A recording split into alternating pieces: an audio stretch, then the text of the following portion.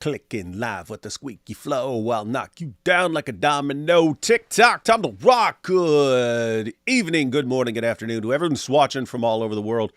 Your friendly neighborhood philosopher here, D. Wood. With me now, we've got AP doing his best Mike Winger impression with those glasses. You think that's going to throw me off, man? You think that's going to be a distraction to me? I'm going to be like, is this Mike Winger I'm with? Look at those freaking nerd glasses. Think it's going to be that? I know. I was thinking this might be an opportunity to put out a very, very wonderful and sophisticated and pleasant experience for everyone out there. Something like a high-ranking documentary, as it were. But that is what I'm here for. Hey, it's funny. That's actually been scientifically confirmed. What? They've done experiments where they show pictures of people to people, and then they ask the people to rate that person's intelligence based on the way they look. And they noticed consistently people with glasses are rated higher in intelligence. People just think if you're wearing glasses, you're smarter and more intellectual. Isn't that weird? I know that is a thing. If I see somebody without glasses and they suddenly put glasses on, I'm like, hey, wait a minute, you actually look smart. Whoa. Yes. Yeah. Now you're intelligent. You're very intelligent. You looked like an idiot just a few minutes ago. What happened? That should be a video. People are just dismissing what some guy sounds like, and all of a sudden he puts on glasses, and everyone's like, actually, maybe this is a good point. I never thought about it like that. All right, everyone. So today we are going to, there's a million things going on, but we wanted to take a look at this Jordan Peterson interview. It's about 2.5 hours long. I listened to most of it. But what's interesting, it was on a completely different topic. It's about like relationships, like marriages and, how these relationships tie into society and so on. And it's all kinds of things. But a couple of times during the discussion, they started talking about God. And there's one point in which the interviewer, which is Diary of a CEO. I don't know what his actual name is. His channel is Diary of a CEO. Big channel. What's that? I thought you were going to say something with diarrhea. But... No, it's Diarrhea of a CEO. When Elon Musk gets sick.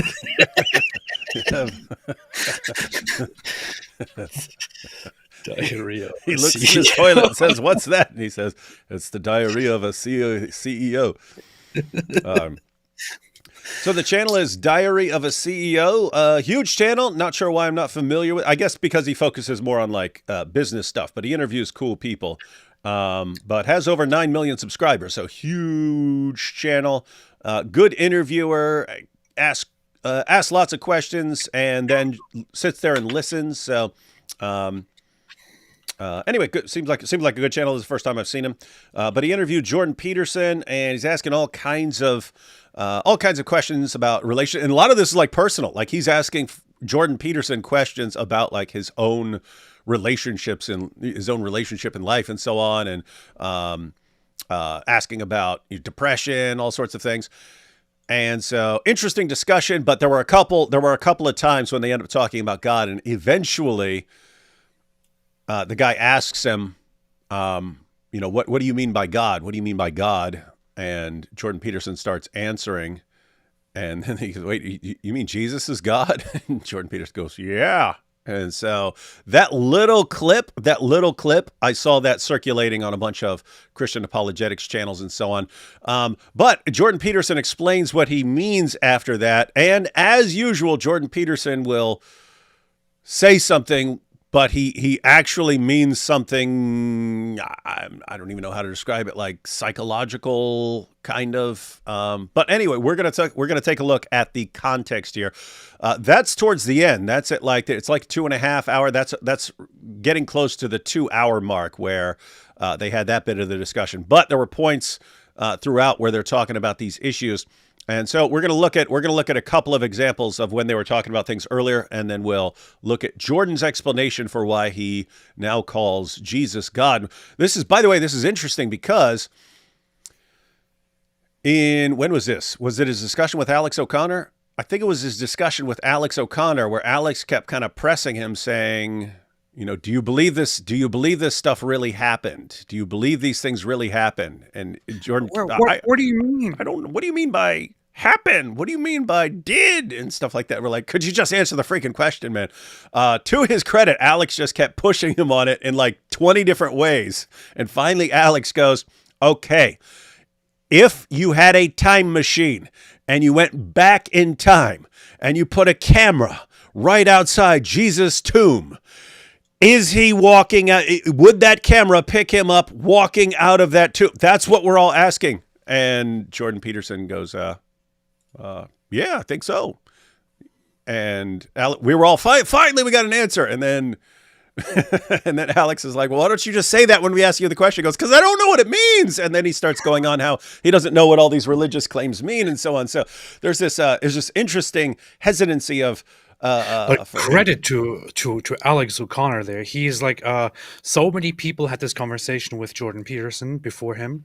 But you always expect the interviewer to actually sit down and confront him and ask the real question. Alex knew how to ask the question properly and to get an answer out of him. Later on, Jordan Peterson, as he is, still kind of messed it up again, just a few seconds later after he gave the answer. But credit to Alex O'Connor there. He was the final boss that Jordan Peterson faced, who actually asked him the tough question, the real question, the direct question to which he gave an answer. By the way, shame on you for not knowing who Diary of a CEO is. This is Stephen Bartlett, man. You don't know Stephen Bartlett? Nope. He's an influential investor and business guy known for founding Social Chain. You don't know Social Chain? Nope. You don't know Dragon's Den? He was on Dragon's Den. I know zero. I don't know any of this either. I'm just looking this up on Wikipedia. Okay, look it up. Yeah. Okay.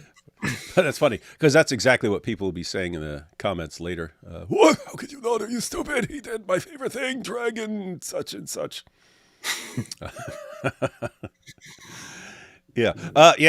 I don't watch a lot of people's stuff. I find people that I like, and then I watch their stuff, and I don't see most other things that go on the internet, everybody. But yeah, so it's just this weird thing that you'll have, again, someone like Alex O'Connor, and he'll spend almost an entire interview getting Jordan Peterson to just acknowledge this one thing, like actually tell us what you think on this issue, because you seem to jump around and start asking for definitions of various things and so on, when like it's almost like you either believe that he actually walked out of the tomb, or you believe that he didn't actually walk out of the tomb, or you just don't know. You're like agnostic. It's like something we could understand. You have a position that we could understand about this, and you won't give it. You just don't give it. You start asking for definitions and so on, when we really want to know what your actual position would be. And then Jordan Peterson will give his actual position that we've all been waiting for. Yes, if you had a camera in front of the tomb that Jesus was in and you kept recording, you would see him walk out of there. And then finally we have an answer. And then, what, I don't know what it means. I don't know what resurrection means. I don't know what, right. You don't have to. Just for future reference, everyone. If I ask you a question like that, hey, Jesus, his body was laid in a tomb. If a camera was there, would you see him walking out? If you say yes, it's fine if you don't understand how it works, but that's the main question I would be asking in that situation. Do you believe is this actually something that happened? It's an important question. Whether you understand how it works or anything else, not what's being asked at that point. Once you grant that's what happened, then of course you can always ask what you mean by that. But anyway, the point of all that is you get something similar here, where he admits that Jesus is God, and then now we got his position. And then he goes on to explain it, and you're like, wait, what? What's going on here? So we're going to take a look at this. And I kind of get glimpses where I sort of understand what he's saying on some of this stuff. I think I'm going to have to read his book. I grabbed his book. I haven't read it yet. It's We Who Wrestle with God. Where'd it go? You mean wrestle? It's wrestle. Powerful. If it's West Virginia, you wrestle. Everyone understand that? So anyway, but anyway, I'm guessing that I'm going to have to go through his book to see some chapters on some of this stuff. Oh, one more thing, because I mentioned they're talking about relationship. They also talk in that interview. For those of you who might want to watch it, the link's in the description box. But they also talk about he takes. What'd you say the guy's name was? Stephen Bartlett. Stephen. Call him Stephen. He also takes Stephen through the Sermon on the Mount. He takes him through the story of Abraham and so on. So they're actually having some interesting discussions and so on. And Stephen says he was basically grew up sort of like a nominal Christian or something like that. When he turned 18, he got really into the Richard Dawkins stuff and became a committed atheist. He said, I think that lasted around 2 years. He said, and then he became more of an agnostic. So that's basically where he's at, and that's who Jordan is talking to. Let's take these first couple of super chats, and then we'll jump into the first clip. Have three main clips. They're all several minutes long. Thank God I was starting to think Winger had got to y'all before the stream could start. 7 minutes late. Tighten it up. God bless y'all.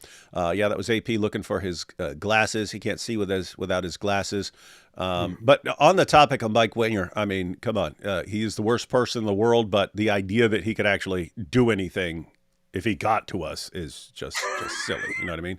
It's like, oh, David, look at that evil slug over there. It's going to really do something. An evil slug might be evil, but it's not capable of really. Don't be ridiculous. Yeah.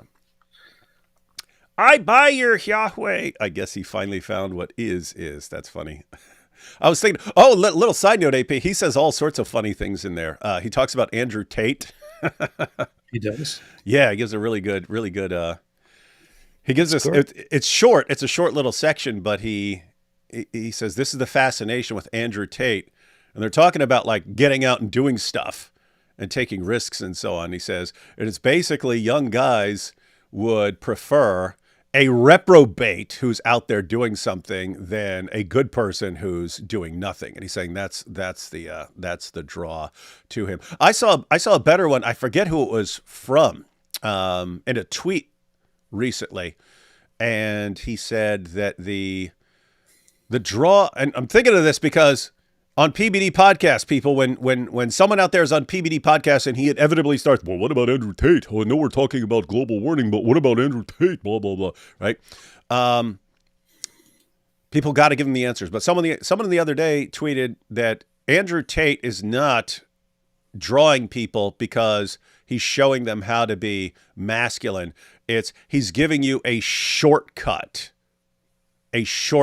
easy way to portray yourself as masculine, right? Because historically, you think of like masculine, you think of like someone he's going to get the woman, he's going to then start a family, he's going to be a great protector of his family, he's going to provide for his family, he's going to destroy everything that tries to come at his family and so on. That's masculine. You look at Andrew Tate and it's all like, look at me and my millions, I've got all these women and they do everything I say and blah, blah, blah, blah, blah. It's completely screwed up and dysfunctional, and now he's going to be spending years in prison. It's like doing drugs. Yeah. It's like instead of finding a proper way to live, just go doing drugs and saying, well, look at this. Look at this. It's giving me all I need. It makes me feel amazing. Yeah. In fact, they have a long discussion about that. And I'm saying it's a good interview. They discuss a bunch of topics, and it was all important stuff. But along those lines, they talk about pornography. In the discussion, that it's this shortcut, right? You can have this, go out and find a woman, then you have to figure out how to have a discussion with her, and then figure out how to get her interested in you, and then dating, and then marriage and all that stuff. Or you can click on a website, takes 2 seconds to start whacking off. Yeah, exactly. You know what I mean? Everything is shortcut, and that's something that's going on in our society as we are just, as time goes on, we are losing any sort of concept of delayed gratification. Want everything right now. It's got to be quick and it's got to be easy. And that's what Andrew Tate takes advantage of in people. It's funny that you're talking about this and also bringing that up, which is quite interesting, considering that Andrew Tate himself was also the guy who specifically engaged in mass porn production. Isn't that Ty interesting? and sold pornography to people, and Wait. also engaged in helping men who are at home watching those women get off by telling them exactly how to do it and what to do, and act and pretending that he's a woman, and so on. So what is Andrew Tate? Because you just described multiple different ways that he's doing the exact same thing, right? He does it with the women, he does it with the men, and then he does it with his fans, right? Yes. Every single thing he's doing is, hey, here's something that as a human being, you want these things. There's the long path to get these things that is like lasting and is meaningful and so on. And then there's the short-term instant gratification thing that I can get you addicted to. I can get you addicted to the short-term thing. And I'm just going to offer you the easy road for everything. And then people say, yeah, give us that. And then, oh, he's the top G. He's the top G. That's what they do. Yeah. So, and by the way, he acknowledged before that he was selling drugs. Yes. So before the porn, he was selling drugs. What is he doing? He's the same thing. This guy has spent his entire life giving people the quick and easy road. That's not real masculinity, guys. That taking the quick, easy path to everything you want is not the real masculine way of going about things. As Jordan Peterson was saying, you got dragons to slay. That's how you become a man. I'm a dragon slayer. Imagine this. So I guess the parallel would be, you're supposed to go out and slay the dragon. If Tate were there, he'd have you put on a virtual reality headset where you go up and stab a dragon while jerking off and so on. You see, I'm the top G. I give people what they want. It's like, come on, dude, shut up. But yeah, so this is fun. This is funny that Jordan Peterson. Oh man, dude, I got to do it. How have I not done this, man? So Jace here is just pointing out, he's drawing attention to the Jordan Peterson clip where I don't buy your Allah. I got to put that together. I don't buy your Allah together with, yeah, Jesus is God. That's got to be awesome, right? You should put it. Oh, I will, buddy. Good compilation. AP, good job. Your reaction on hijab was cool. Oh, thank you. Yeah, it's so weird. I didn't even watch the hijab video, but I looked at the comments, and of course, all the top comments are, be careful, hijab. Elon is very dangerous when he's coming after you, and when he's using his billions of dollars to come after you. It's like, you idiots actually buy this, guys. The reason hijab would do something like that, the reason Sheikh Uthman would fake a hate crime against himself, knowing that the rest of us are going to be like, come on, man, are you an idiot? Come on, you think we're going to fall for this? They know their fans are stupid enough to fall for it. So, hey, fans of hijab out there, quit being stupid. You're the reason they do this stupid stuff. So anyway, I didn't even watch the video, but looking at the reactions, all the top comments are, oh my goodness, you're in danger. And then if you scroll through, then it's come on, dude, are you serious? You think we're going to fall for this? You think we're morons? He's an idiot. He is such an idiot. But yeah, I made a very quick response to it, and that was good. Apparently, that's what people want to see. By the way, ladies and gentlemen, what have I been saying for years about a narcissist? How do you handle a narcissist? How do you deal with a narcissist? You feed a narcissist at first. You give him attention. Here's what you do. If you want to watch a narcissist absolutely implode, give him attention, give him attention, give him attention, give him attention, give him attention, give him attention, give him attention, and then don't give him attention and watch him get attention. Oh, Elon Musk is coming after. Or, oh, I've been stabbed by the kuffar. They all do this. A narcissist will do this. He will completely embarrass himself trying to get that attention back. Ein Berliner mit Berliner says, Jesus is God. What do you mean by Jesus? What do you mean by is? What do you mean by God? No idea why AP wearing glasses, but it looks thumbs up. Nice. It's actually kind of stupid because these are reading glasses that are the magnification is set to looking at something up close and making it bigger and easier to read. So when I'm looking at my screen here, it actually doesn't help at all. It looks blurry and also hurts my eyes. But I'm just wearing it anyway because it kind of looks cool. It's worth it. Plus, yeah. you look and sound more intelligent now. Yeah, because normally you sound completely dumb, and now you sound smart for some reason. It's exactly. got to be the glasses, because it can't be what you're saying. Choose Life says, Shabbat Shalom, AP. Shabbat Shalom. Mustard says, we accept the Bible is written by fellow humans. Can humans not be wrong, lie, deceive? We like to call Islam out for being liars. Can the same not have happened to Christianity? Were you there when Jesus was on the cross? Is this serious stuff or is this joking? I was there. Yeah. Hey, Mustard. Yeah. You can think about how sloppy this is. Say, oh, this group over here made something up, or this person over. So Muhammad made up something. I'm not even sure he's making up his idea that he got revelations. He may have actually believed that he got revelations, and he may actually be insane. Well, therefore, this is the sloppy and stupid thinking. Well, since this guy may have made something up, therefore, why not conclude that everyone's making everything up about everything? Because that would be a horribly, horribly stupid move. It's like, hey, one guy has lied to me. Why not always assume that everyone is lying to me in everything they say? Well, that wouldn't work, and that would be insanely stupid. It's like you wouldn't want to say, oh, this guy told me the truth one time, therefore let me always assume everyone is telling the truth. What do? You discern, you examine, you look for confirming evidence. You look at testimony. You say, is this the sort of person I should trust? I look at Muhammad and I think, I do not trust this guy at all. I look at the Apostle Paul and say, this is a guy I trust a lot, especially when we have a bunch of witnesses. It's not like Islam where you got one witness of what happens in that cave when Deity al-Kalbi came in there for a little action. It's not like that where we got one witness plus Deity. You have a bunch of witnesses who are saying things. And it's all kinds of people. You have original followers. You have men. You have women. You have friends and foes. You have his original followers who believed in him. You have people like Paul and James who didn't believe in him. They came to believe in him after they believed that he had appeared to them and so on. So apples and oranges, sport. What do you mean by walk? What do you mean by out? By of? By the tomb. What's funny is we're reading this. It sounds funny.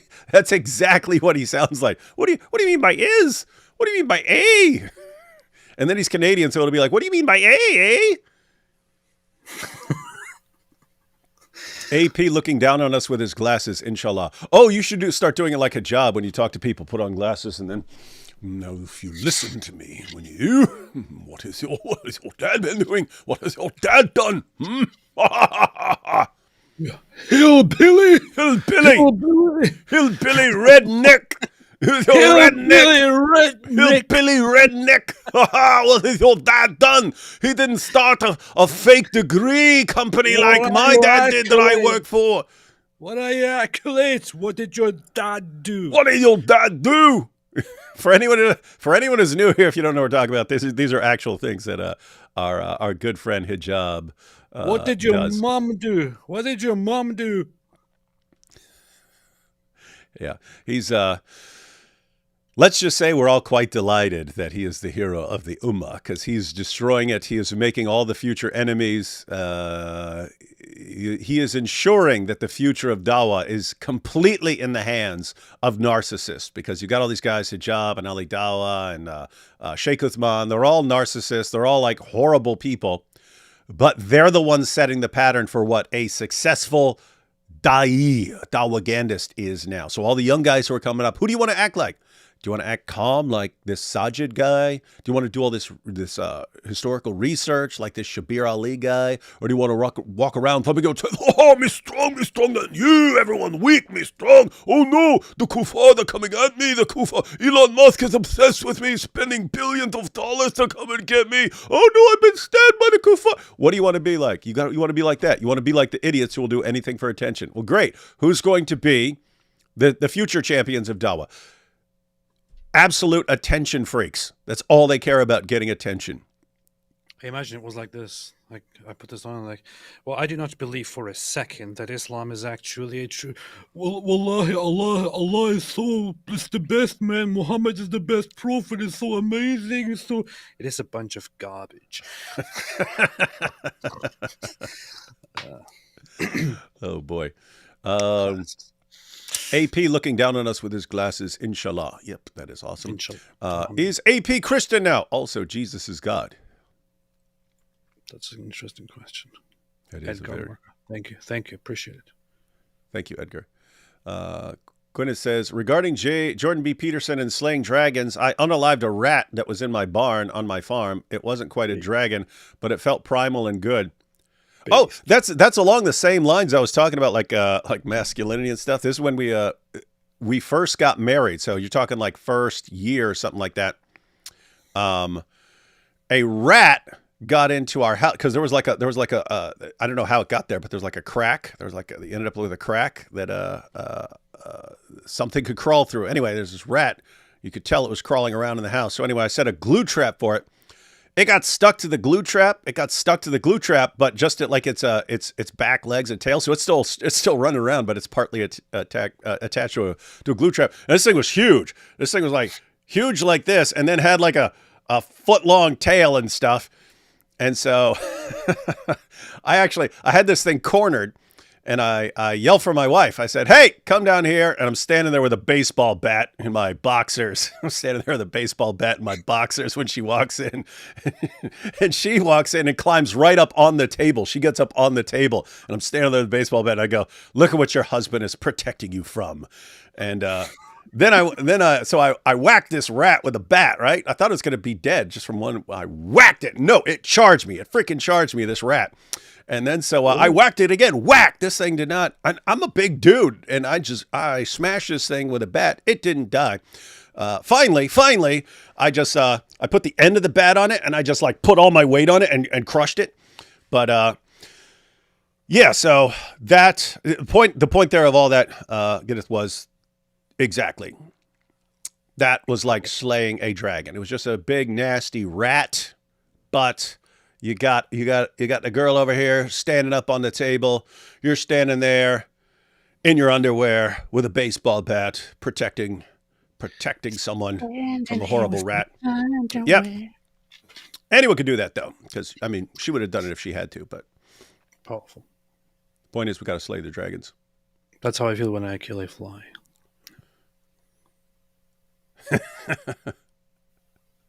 Oh, wait. No, I thought we were done with Super Chats. We're about to start the video, but a couple more came in. Let's do these real quick. Modern Day Debate link is up. Wish me luck, boys. Oh, yeah. When was that? Was that? 1 second. So, guys, this is Apollos. I just want to, just for anyone who wants to watch it, Modern Day Debate. I just wanted to see when that was, because they already told us about it. Modern Day Debate. Live.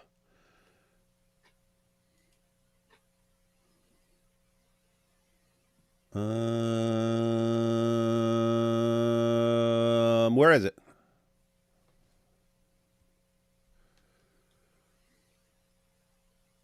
Where is it? Dang it.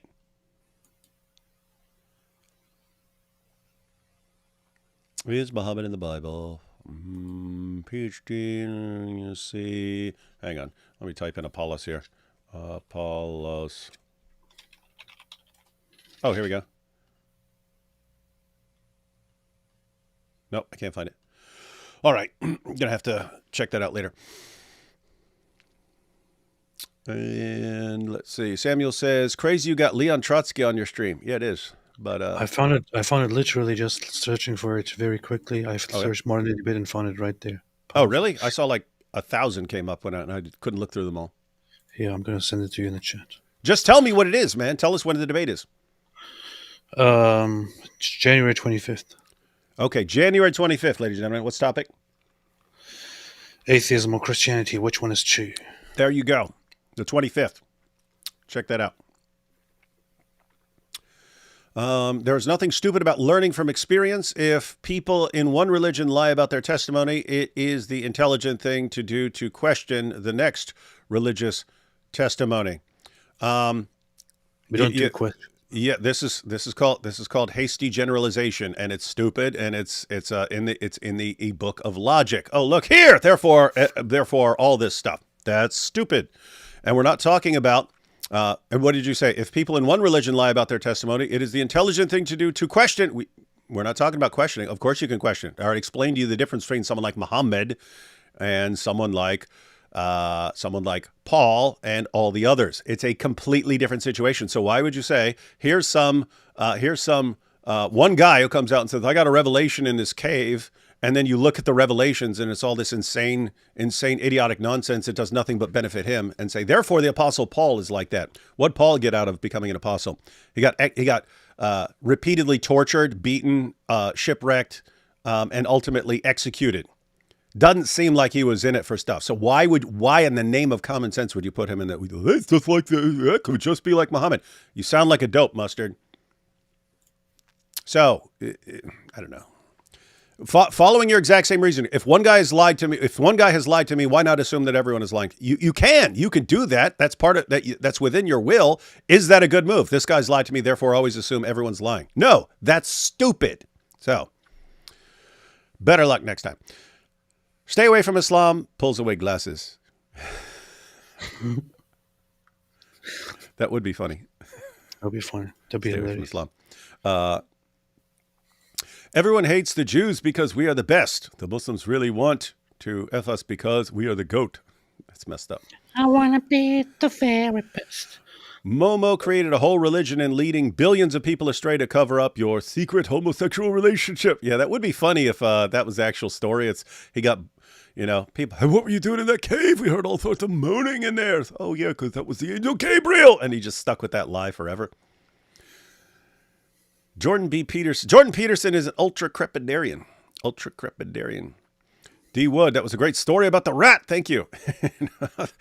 I'm sure lots of people have stories about... it was the best story I've heard in my entire life. Stories about rats and so on, killing critters. Big fan, David. If Josephus or Tacitus also credible enough to corroborate omission of the resurrection, so they go together... Latter more noteworthy. Wait, big fan, David. If Josephus and Tacitus also credible enough to corroborate, what do you mean omission of the resurrection? I don't know what you mean by omission. Omission would be leaving it out. So what would you mean corroborate omission of the resurrection so they go together? Yeah, I don't know what you mean by that. Maybe there's a secret message about goats here. I don't know, because it says go to. And here we was tidying up and watching Jordan B. Peterson and literally fell out of my wheelchair when he said, yes, he's God. It was awesome praying for you guys. Thank you. He's God, man. And we're about to see it. AP should observe the Sabbath on Saturday.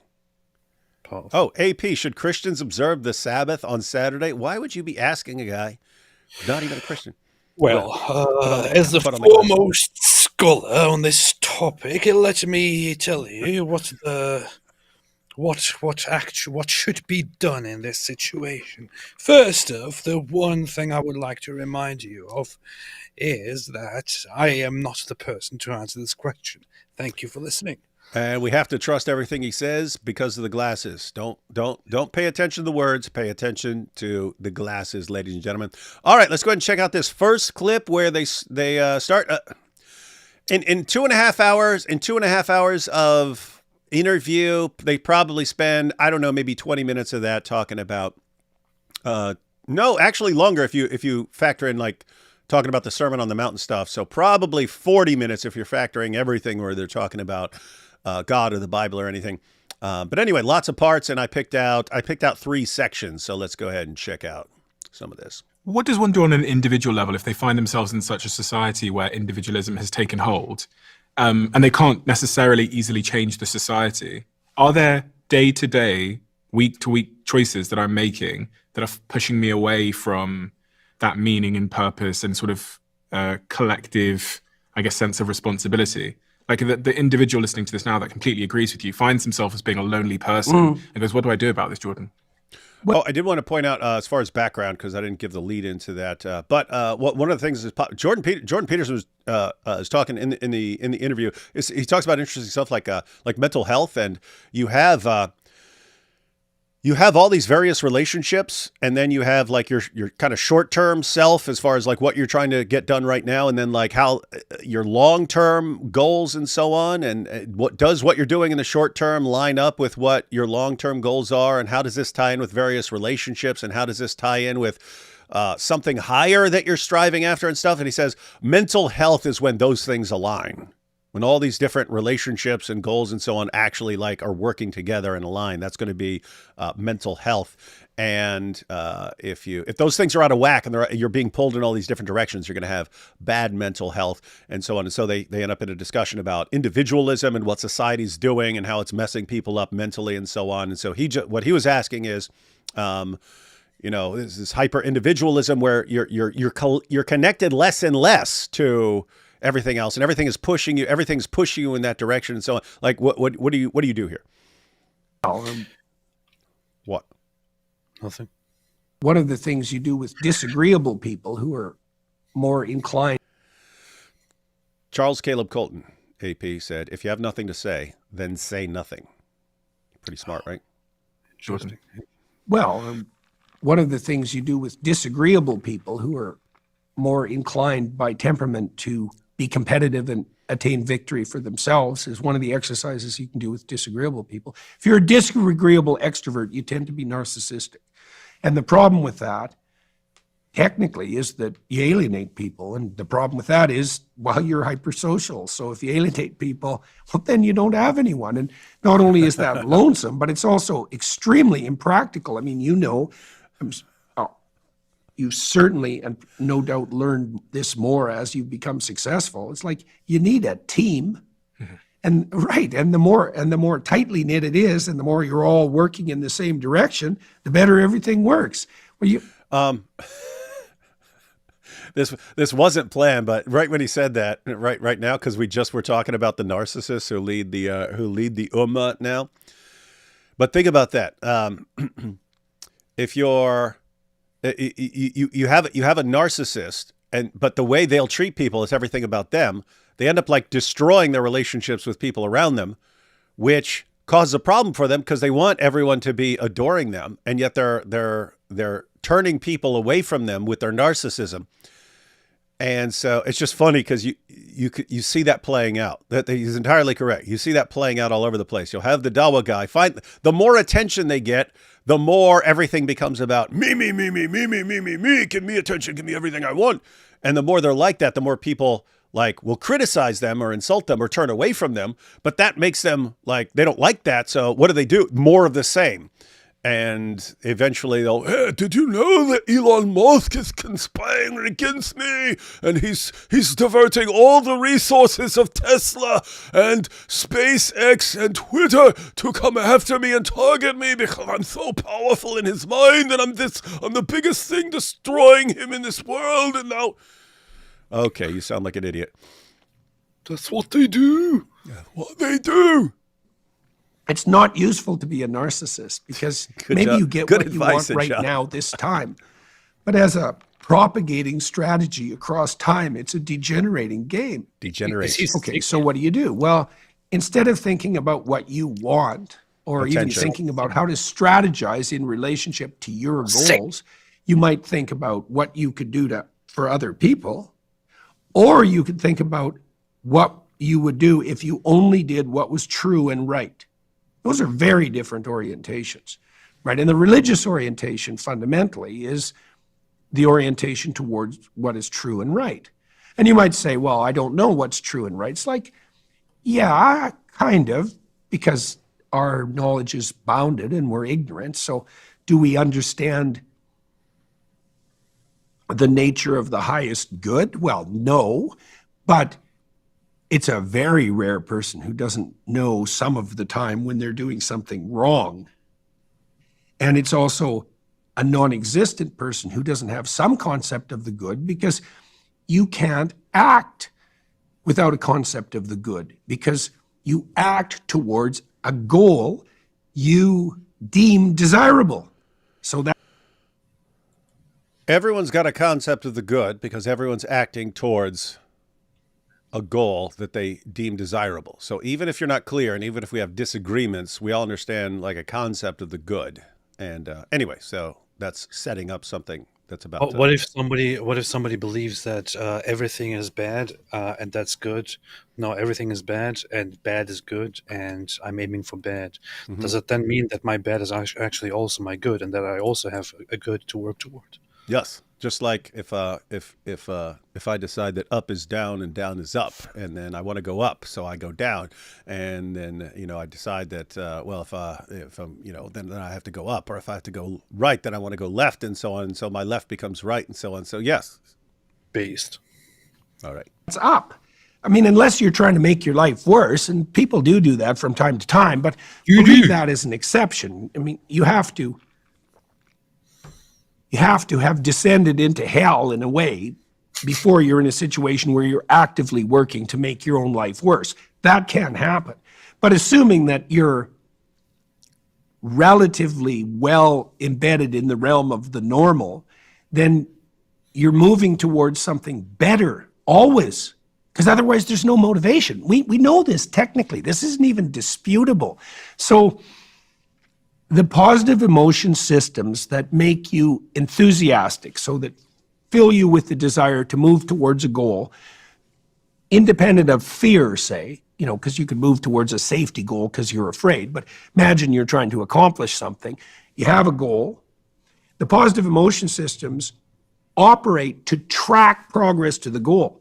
Positive emotion is a consequence of evidence of movement towards a desired goal. Okay, so now you have a proximal. I know where he's going with this, and there's a reason I pulled this clip up. But positive emotion is a consequence of making progress towards a goal. That's actually good to know. You have a goal, you're making progress towards it, and there's good emotion that is associated with that. I'm just saying that for people who are feeling down. They also talk about this. We're not going to look at it, but they also talk about this as far as, hey, if you're miserable, something like that, pick something that you are capable of doing, even if it's something small. Do that. Get it done. That will actually affect you. You will have a positive emotion associated with accomplishing that small thing. Then pick something else. Keep doing that. Then you can keep picking bigger things and so on. That's how you get out of that, move forward. Goal, like our proximal goal right now might be just to, like in the most micro level possible, might be to display facial signs of interest in the conversation, right? Hey, Pete, check this out. It's kind of funny because he said, I don't know if everyone just missed what he just said right there. He said, he's talking about it's like a Russian nesting doll, right? Like a Russian nesting doll. You got the doll, and then you open that up, and there's this other doll in there. You open that one up, there's a little doll, and they start getting smaller and smaller until they're like all tiny, like Muslim child brides and so on. But you got this Russian doll, and he's saying there are these good things, right? And you've got this big good thing, and so on. Within that, and he says, think about what we're doing right now. And something we might be focused on as doing something good is just having facial expressions that make it seem like we're interested in this conversation.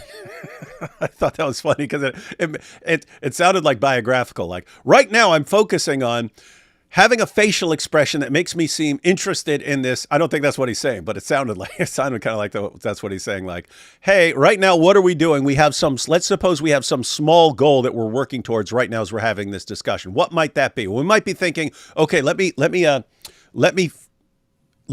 make my facial expressions convey the idea that I'm interested in what's going on right now.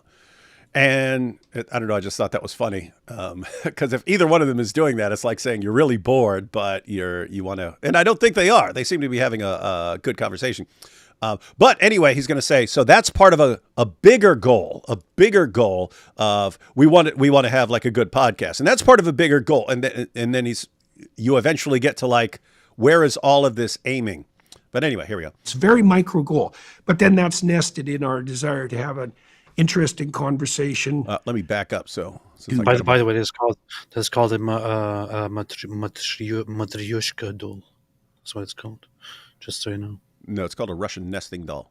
Display facial signs of interest. Where did you start that? You have a proximal goal. Mm-hmm. Like our proximal goal right now might be just to, like in the most micro level possible, might be to display facial signs of interest in the conversation, right? It's a very micro goal, but then that's nested in our desire to have an interesting conversation on the topic we're having right now, and then inside the podcast as a whole, and then as part of the podcast enterprise that you're involved in, as part of the book enterprise, let's say, that I'm involved in, that's nested inside our view of the world, right? So you see there are nestings of the good that have no upper limit. That's Jacob's ladder, by the way. And at the top of that is the good itself, which is the divine for all intents and purposes. Divine, what do you mean by that? That's a definition. That's what I mean, is that in the hierarchy of what's good, the divine is the peak. The top, okay. Right. So that's the definition. Whatever's at the top, that is the peak. But he breaks it down a little bit. Don't know what that is. That's also an insistence in the biblical texts, by the way. In the final analysis, the divine is ineffable. It's not definable. And it's beyond you. And that's partly because there's a practical reason for that even. You know this as well. As you move towards a goal, let's say you attain a goal. Okay, now you've accomplished. Well, are you done? It's like, no, a new potential goal emerges, a new pinnacle. And then maybe you'll accomplish that, but then a new one exists. And so you could say that the domain of opportunity is limitless. Right, because the thing that's at the pinnacle recedes as you approach it. And you could say that's a technical definition of God, which is accurate. That is a technical definition of God. God is the good towards which all goods point. Interesting. God is the good at which all goods point. So did everyone catch that? Because it's interesting. It's weird because, I mean, there are philosophers who would break this down. He's a psychologist and so on. But so you have some small good thing that you're aiming, but that small good thing that you're aiming at is part of a bigger good thing that you're aiming at, which is that's part of a bigger good thing that you're aiming at, and so on. It's like, okay, if this little thing is part of this, and that's part of this, and that's part of this, and so it seems like there's something that's at the top of all that hierarchy. What is that?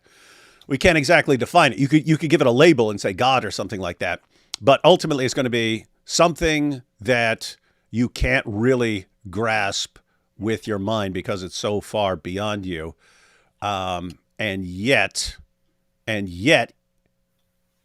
has to be there. So it is the good at which all goods are aiming at. That is one definition among other definitions. It's not the only definition of God. No, it's focusing on one particular feature of God, namely the moral aspect, or that God is the supreme good, that God is the good at which all things aim, or God is the good at which all goods aim. Or pointing is this kind of would you say that that this would be a disagreement or a challenge or an alternative explanation to the idea that human flourishing is the ultimate good because everything else that you do is for that, and that is the only thing that is not done for any other purpose. Instead of proposing that idea, you would propose this idea, which Jordan Peterson just presented, which would be that God would be the ultimate good to work toward. Yeah, the idea is if you don't have something like God at the top of your hierarchy, and you have instead something like human flourishing, then it becomes, why is human flourishing, if there's nothing beyond that, if there's no good that because keep in mind, theism is true, we're created in the image of God, we're told be fruitful and multiply and so on. Human flourishing is good, is good in reference to the will of God or something like that. If you just say we do all these things and they're all good insofar as they promote human flourishing or they contribute to human flourishing, and human flourishing is the ultimate good, The obvious question there is, why would you claim that human flourishing is good? Why would you say that? Are you saying it just because that's your species? Because, I mean, think, why not say bed bug flourishing is good? The bed bugs flourishing as much as possible is good. Very, very easy, because Aristotle said it. I don't have to think about that any further. Why do I care? He already said it. So. You did have various people over time who said, as long as Aristotle said it, it's as good as gold. But no, the idea here is, why, if you have a worldview in which human flourishing is the ultimate good, and that has no sort of grounding, there's no reason you're saying it except, well, that's my species, and I'm just going to say that. If a lion could say it, he would say lion flourishing is the ultimate good. If a bed bug could say something, a bed bug would say bed bug flourishing is the ultimate good. You're really expressing what you're really expressing is just your DNA programmed you to have a survival instinct, and you're blurting out that I'm what matters and so on. See, here's the problem. You take human flourishing. If you then understand, here's where I get that idea from. It's just kind of it's just wired into me to like preserve myself and to, and what helps preserve me is what helps preserve other people around me. I'm stronger in a community. It's better off for my welfare. Then it's like the entire system breaks down. It's like you're saying, I'm putting all my confidence in all goods in a kind of illusion that was just programmed into me. And there's something weird about that. Peterson's view is that would ultimately break down. It doesn't work. It doesn't work saying, hey, I'm just going to say this is the goal, and I'm going to define everything with respect to that goal. But if you take naturalism through to its logical conclusion, where did you get that idea and that goal? It's just hardwired into you, like it's hardwired into any species.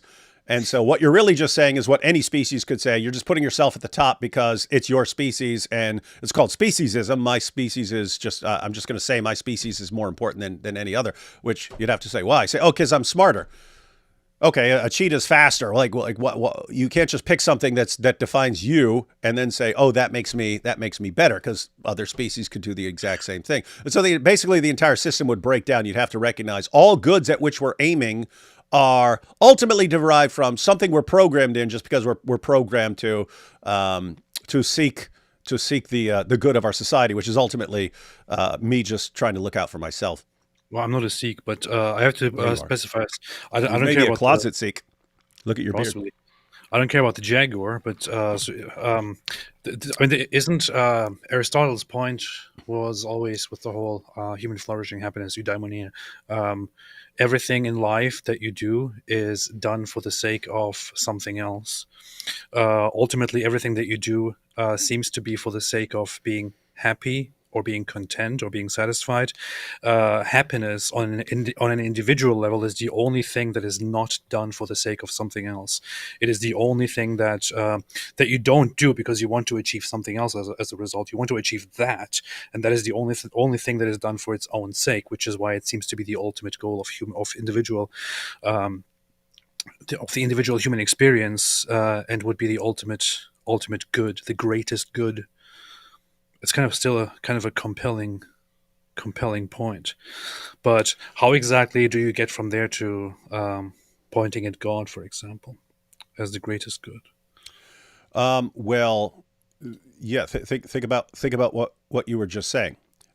Aristotle, keep in mind, Aristotle argued for God. Wouldn't be it'd be more the God of the philosophers than like the God of Judaism and Christianity.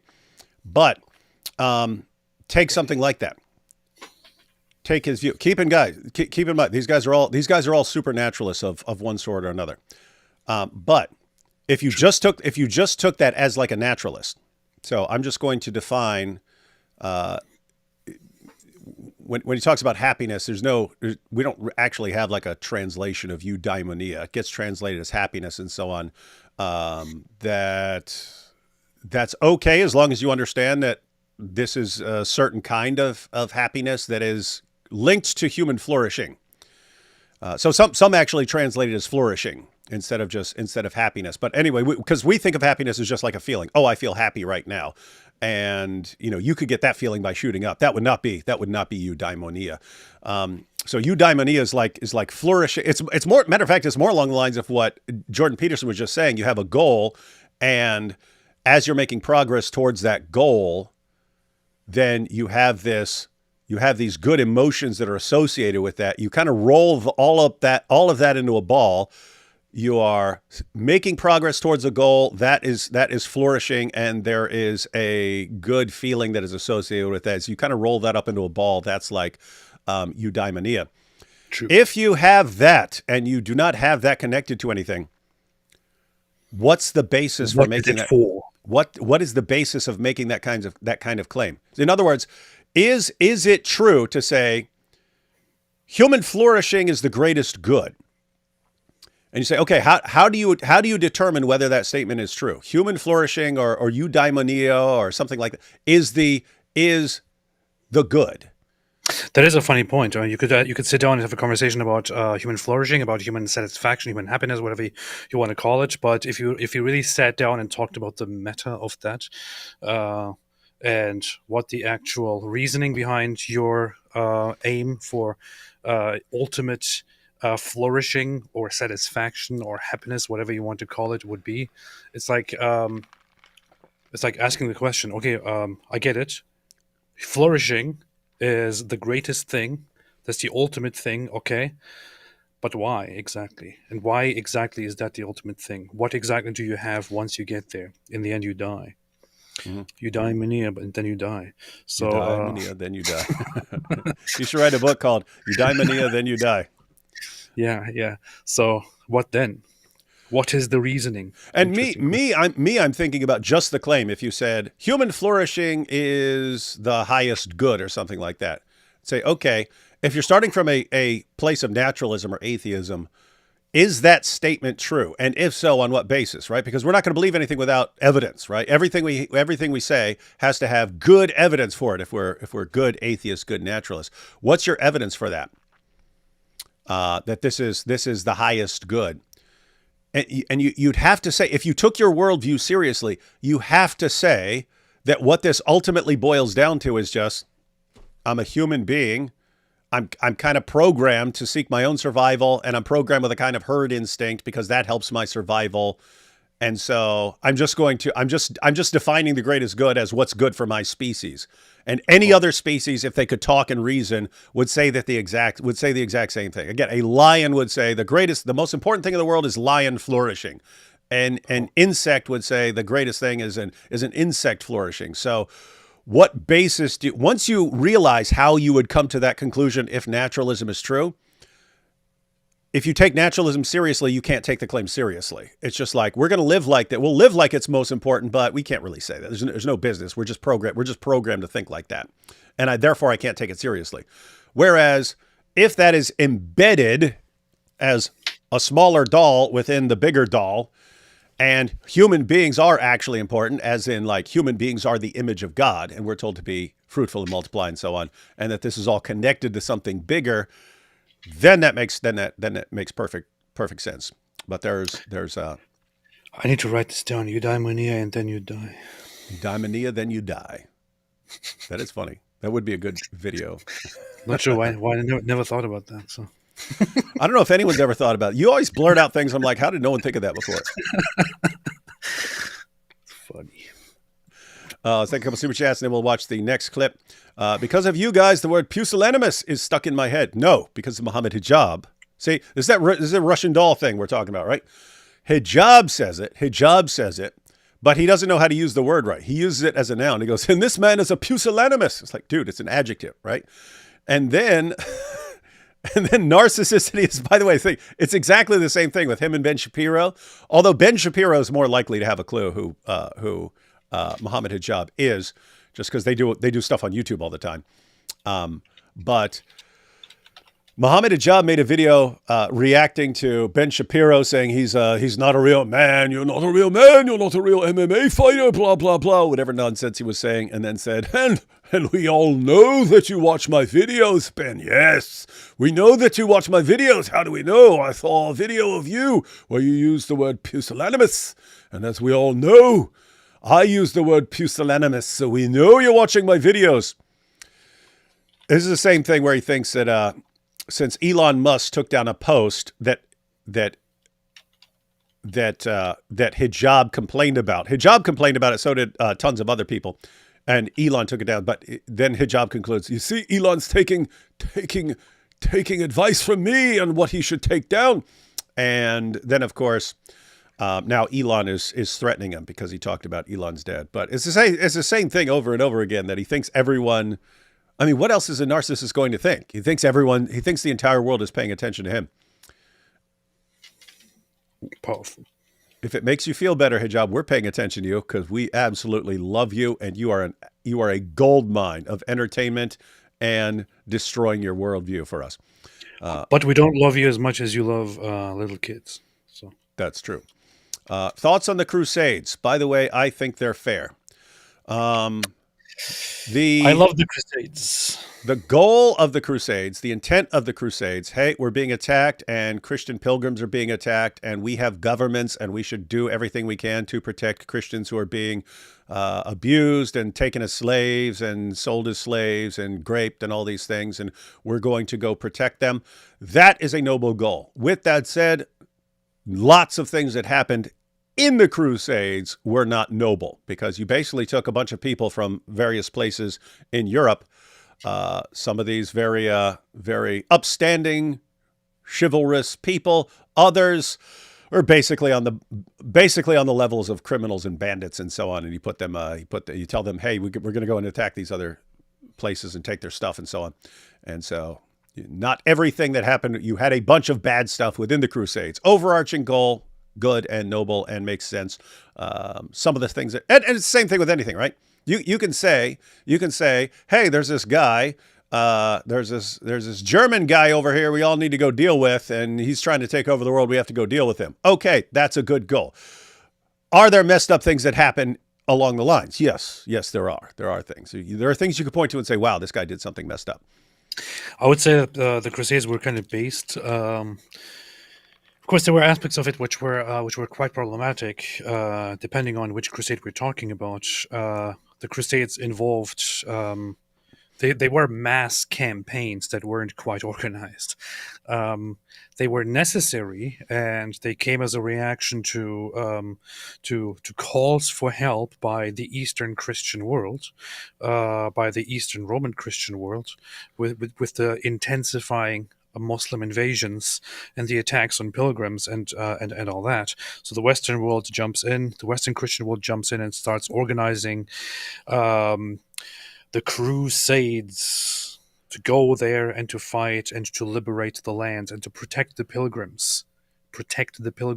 But as part of those, certain communities that really didn't deserve it, or that really weren't the problem, were also attacked and also suffered as a result.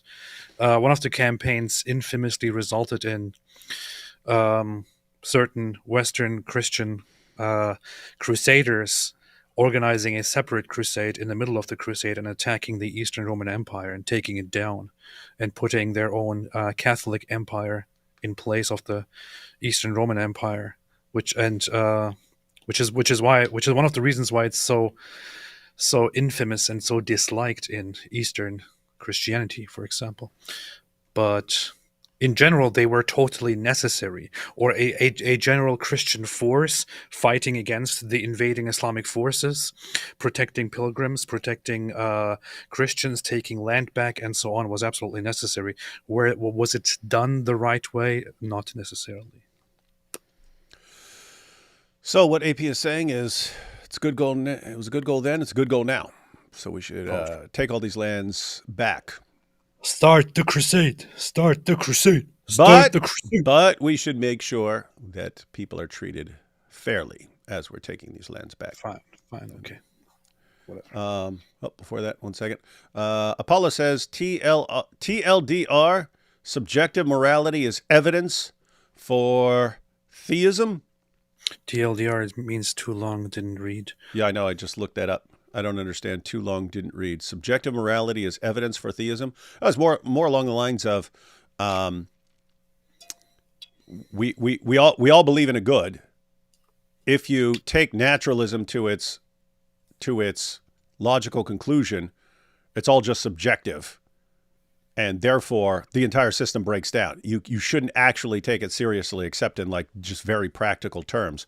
Whereas if you take it seriously and think, no, human flourish, all these things are actually good, then it doesn't work out. Powerful. Jungian psychology is Gnostic in its very nature. Peterson is a Gnostic, and that's something so far beyond you is the monad. God would be the monad. You see that Tate is back on house arrest? Yeah, every time I hear he's free and he's about to do his world tour, suddenly the next day, actually, he's back on house arrest. What apparently happened is that the courts and anybody else, nobody actually made an official announcement that his house arrest was lifted. It was just his own legal team. Well, they're just going to the press and saying, "Yeah, house arrest lifted," and so on. But it was in process of being lifted or not, and has eventually been rejected. So he's back under house arrest now. And I think there is right now. I think they're in the process of within the next 90 or 180 days. As far as I remember, which is quite long. That's weird, since all the charges have been dropped and there's no evidence in the case file, as I keep hearing from Tate and his stupid fans who believe this idiotic nonsense, instead of spending 5 seconds actually glancing at one of the court documents. I think they're in the final stage of the court, the prosecution having to submit and the court making the final decision on the second case, which is what the house arrest was about, on whether they will be indicted or not. So considering that they didn't lift the house arrest, what is most likely happening right now is that they're preparing to issue the final conclusion of the investigation for the second case, which is investigation for trafficking of minors, among other things. And for that, they will submit to the court their findings, and the court will most likely then issue an indictment, which would mean that they would be twice indicted for 2 separate cases, one containing rape, human trafficking, organized crime, and so on, the other containing trafficking of minors, repeated rape, and so on. These guys are in big trouble. Big trouble. And it's interesting because the legal system there is a bit different. It sounds like it's matter of fact, just recently, you're talking about just a few days ago when the Tates were announcing, oh, the charges have been dismissed and stuff because they dropped the case because they admit that it was all lies. And then, of course, Murdered by Crayons and Milk Bar posted what was actually said, and it's this kind of case where it's this big conspiracy to do all these crimes and so on. It's like they present it as one big case involving all the different people, Andrew and Tristan and Luana and Georgiana or whatever.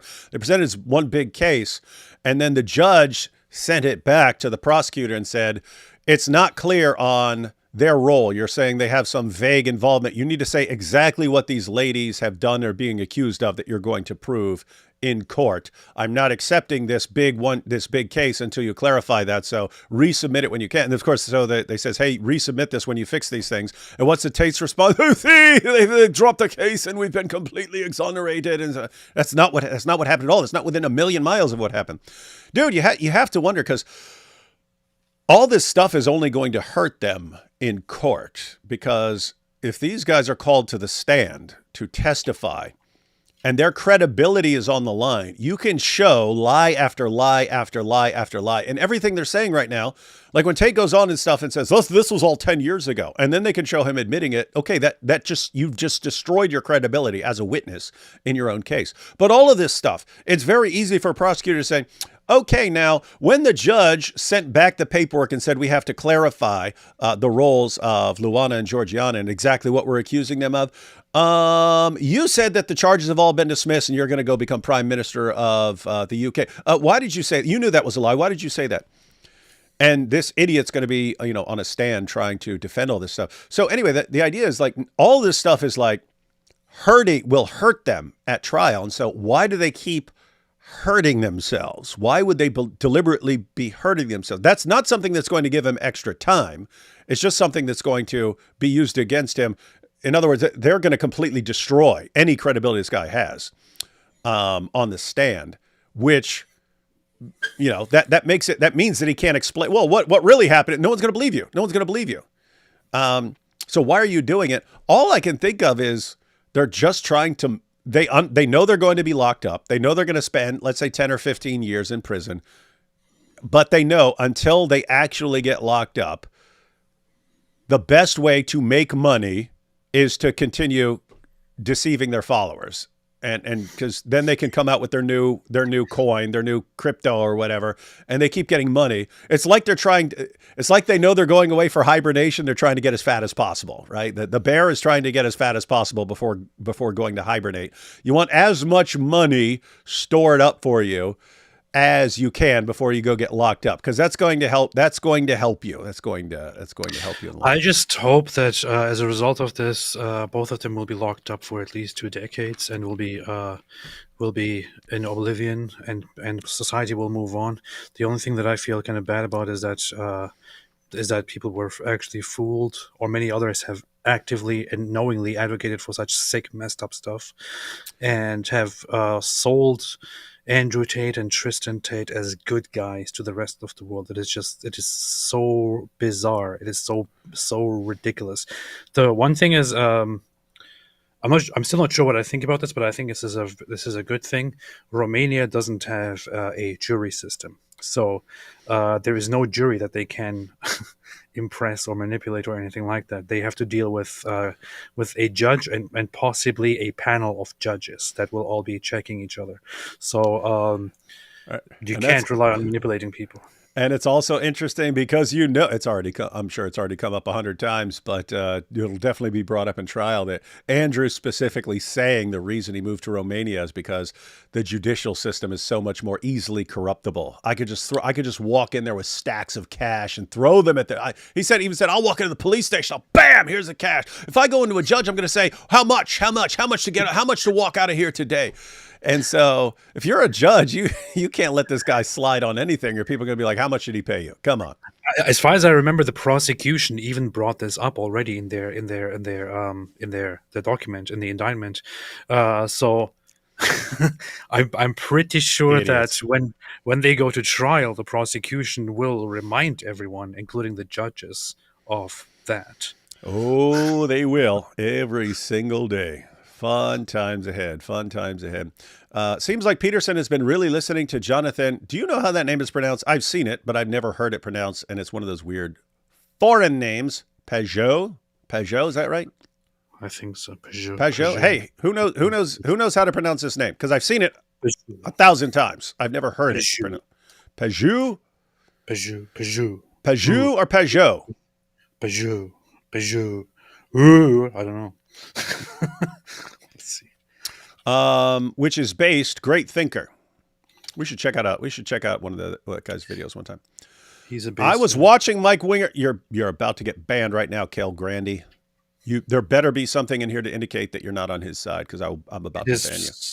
It is Peugeot. I was watching Mike Winger's live stream today to learn what not to. Okay, now you're good. You're okay. If you're watching it for educational purposes on how not to be or something like that, or to ultimately sabotage his evil sluggishness. I was watching Mike Winger's live stream today to learn what not to do to avoid being a nerd, and he called himself based. That is hilarious.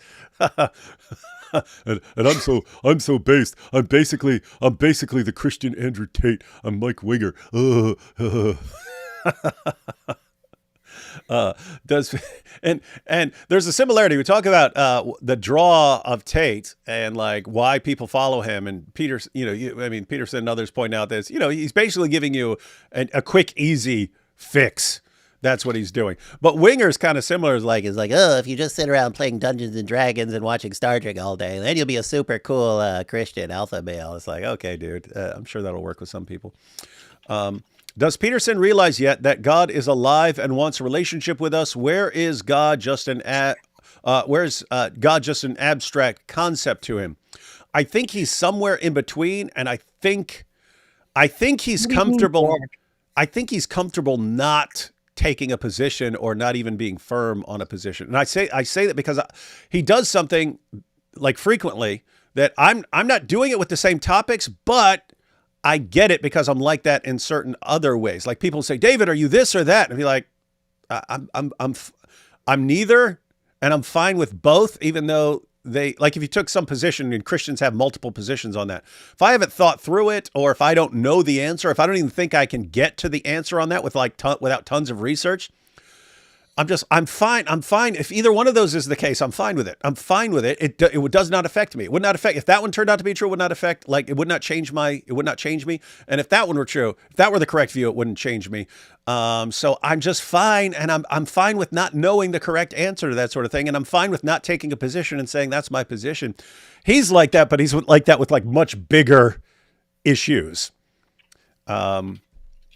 So I'm not sure. And I didn't get the answer to this question, Anne, from the clips that I've watched, but it's one of the things I keep wondering too. Like what exactly, and occasionally he'll give glimpses, but not enough for me to say this is his actual position on this. This reminds me of like not saying or not giving a statement on certain things. Reminds me of the fact that IP never He said not saying. It's like the gay pronunciation of. Look, he's a not say. Not say. Not say. The IP never tells people what kind of what denomination he is and what church he goes to. And after the last time that I was live with him, I asked him after the show what he is, and he told me, so I know it now. But people who are watching don't know, so I just want to brag about that. Yeah, and I also want to say that I don't even know. So you know more than I do. I could make a deal with anyone who wants to pay a significant amount of money and wants to find out. Contact me, and I might tell you what he is. Just kidding. So don't do that. No, do it. You've got the info. People will pay. Why does Jenna sound like a Diddy party? It sounds exactly like a Diddy party. The Islamic concept of paradise sounds exactly like a Diddy party. Hey, shout out to Ayatollah Khamenei, gifted 20 Apologetics Roadshow memberships. Thank you. Iran is finally good for something in this world. Wait, does Mike Winger actually have merch? Does he? And get your custom Mike Wingeling glasses. And this Mike Wingeling lunchbox that you could bring to work. It's got... what merch could this guy possibly have? I was going to get a Wingeling shirt, but apparently he doesn't really have that. He doesn't seem to sell merch. Oh, that's because he's a weakling. Who would buy it? Who would buy something with Mike Wingeling on it? Hey, I would. Hey, he could probably sell a shirt that says something dorky like Wingelings for life, Wingeling for life, or something like that, and a bunch of his dork fans would buy it. Bunch of nerds, man. I think. Look! Wingeling for life, and it's got the Star Trek logo above it, and some Dungeons and Dragons dice down below. No, I think it would be. I'm thinking of a brilliant design, which would be, the phrase "proletarians of the world unite." Unite! So it should be a Mike Winger's face looking like Karl Marx, and it would say "Wingelings of the world unite." You know what we should do? We should make some Wingeling merch. Sell it ourselves. All his nerd dork fans would buy it. And then he'd be enraged. He's like, but they're using my likeness in promotion. I didn't give them legal consent, but what's he going to do? Sell us? Then we would sue us? We just make fun of him even more, right? Look, Mike Winger is suing us. This would be funny. We got to do something funny like that. I'm going to do that right now. Eli says, the real magical powers of evolution is not the belief that we came and evolved from nothing, but the real power is how it makes the Dumas delusional Richard Dawkins and his likes appear sophisticated talking about it. Yeah, that is. And we, Eli, by the way, thanks for the super chat, Eli. But it is funny how we talk about this British accent that if you actually think about some of the stuff that Dawkins is saying, if it weren't for his super intelligent British accent, people would instantly see how stupid this sounds. But the accent is overwhelming with some of his things. I'm thinking specifically once you start trying to answer arguments for the existence of God and so on, start sounding real dumb. It's 4:04 a.m. in Israel. Too deep for me now. Powerful. God incarnates, 4 gospel accounts, 500 eyewitnesses, 2,000 years of history, the world. Meh. Jordan Peterson. Jesus is God. The world. Wait, okay. Okay, I finally got this. So God incarnates, We got the 4 gospel accounts, 500 eyewitnesses, 2,000 years of history. The world says, meh. Then you've got Jordan Peterson, Jesus is God, eh? And the world go, oh my goodness, Jesus is God. That is funny. I do like these things, Abraham, in the sense that it's like the parallel here is like Wes Huff, although like completely different category. Wes Huff has been doing work and writing articles and posting videos for years. Never took off. We didn't even know who the guy was. And then like one little thing draws attention to it, and then everyone starts paying attention. So with Wes, it was we didn't know who he was. We didn't know who Billy Carson was. All of a sudden, some big thing happens, and then everyone starts paying attention to something real quick, and that's cool. You kind of ride that wave.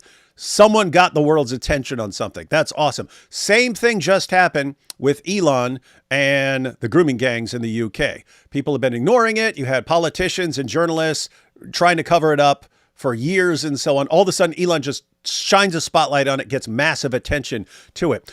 This is a completely different category, but you've got all these different views of Jesus and so on. All of a sudden, Jordan Peterson, Jesus is God, yeah. And then everyone's like, wait, what's going on over here? Why did he say that? And he shines a spotlight on something, gets attention. So it's cool like that. So these are good times. And matter of fact, it's actually, this is a good time. I'm debating Alex O'Connor next month on whether Jesus claimed to be God. So, and I'll just walk out there. I should just walk out on stage. Alex, you know Jordan Peterson? You know Jordan Peterson, Alex? Big fan of Jordan Peterson? Yeah, I do. I am. Yeah. Smart guy, this Jordan Peterson, you think? Yeah, I believe so. Well, you might be interested to know Jordan Peterson says Jesus is God. Oh, and I just walk out the building. Boom, done. Well, David, I have talked with many people about this question. I have interviewed lots of different people, and until this point, I was not convinced. No further questions. I was not convinced, but now that you bring this up, I think I am convinced as well. Absolutely. That's how the debate's going to go, ladies and gentlemen. Super dope. So, guys, there are cool times when something that should be getting tons and tons of attention but hasn't suddenly gets tons and tons of attention, and that's good. Isn't happiness the absence of unhappiness? Thank you both for the great work. Happiness actually, unhappiness is the absence of happiness. And it's going to depend on what you mean by happiness. We were talking about in the Aristotelian sense and so on. But even in the normal sense, you could talk about, matter of fact, they actually talk about that. What came first, happiness or unhappiness? Happiness. Fight. Raymond Ibrahim's, and you have to define things in other ways because think, if you just said absence of unhappiness, well, a rock has an absence of unhappiness. That doesn't mean that the rock is happy. So things have to be more than just an absence or a lack. But Iraq also went through a long civil war. That's true. That's true. So, yeah.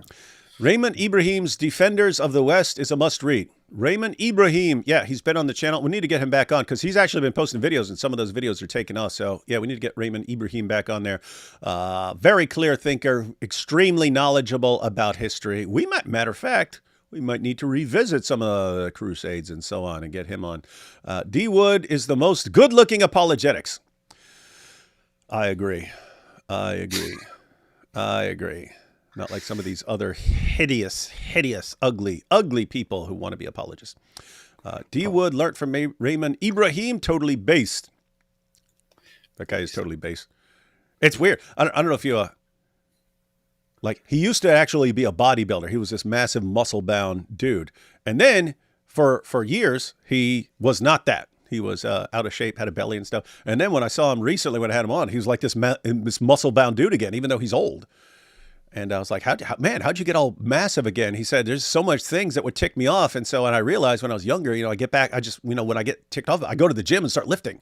So I said, it was funny because Chappelle said the same thing. When Chappelle went from super skinny dude to like big guy, he said he'd be stressed out. And he decided to take out his stress in the gym. He said he just kept getting bigger and bigger.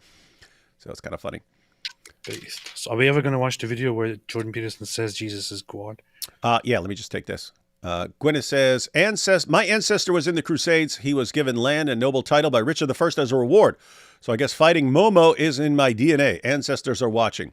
Yeah, that's actually interesting because there were a lot of people in the Crusades. So probably lots of people have ancestors who were born to fight the legions of Momo, the Chomo. He says, AP, I like your flow, bro. What motivates you? Intellectual honesty, crushing Islam. God bless. You like my flow, bro? Like your flow, bro? Mean? Which flow do you mean? Normally, your flow would be your rap skills, yeah. You mean when I rap, when I drop my bars, when I kill it? Intellectual honesty. I don't know. I don't really know. It's like I had an easier answers to this in the past. Nowadays, I kind of find it difficulter to answer. But I would say it's kind of like a sense of justice. That's it. Primarily, I would say. I don't know. And keep following that reasoning, AP, where that sense of justice ultimately derives and whether it's true and whether it is indeed a noble goal and so on. And listen to Jordan on where that ultimately leads. Did want to jump. I hope it will make it not difficulter to get somewhere, but more easy. Hey, we have we still have a bunch of super chats. We do want to jump into the next clip though, but this one I wanted to read this one real quick. This is a two-parter. Apollo says, Dr. Peterson, what's your favorite color? Well, that depends on what you mean by favorite or color. One must acknowledge the underlying verisimilitude that's irrevocably nested within a multi-layered metaphysical substrate, which many people fundamentally conflate with their ideological presuppositions with no uncertain regularity, causing the inadvertent dismissal of Jung's archetype. Nice. Oh, wait, he's not done. Extrapolation of the quintessential axiomatic juxtaposition of the quintessential axiomatic juxtaposition required to achieve Raskolnikov's magnitude of neo-Marxist existential nihilism. Nice. That's why it's funny because it's actually borderline exactly what Jordan Peterson sounds like. For anyone who doesn't know, which is weird because he has to know this because this is a psychological idea. It's called in simple terms, it's called the curse of knowledge, but it's the idea that and it has been shown. It was demonstrated in, it's called the tapping game, not the kind of tapping that Dawa guys like to do with goats, but tapping where you actually tap out a song on something. And then there's an experiment. You have the tappers and the listeners, right? And the tappers, they try to tap out a song, a very simple song. It would be like row, row, row your boat or happy birthday or something like that. And they tap out the song and then they ask, and then the listeners are supposed to identify what the song is. And so if you were to tap out row, row, row your boat, to go,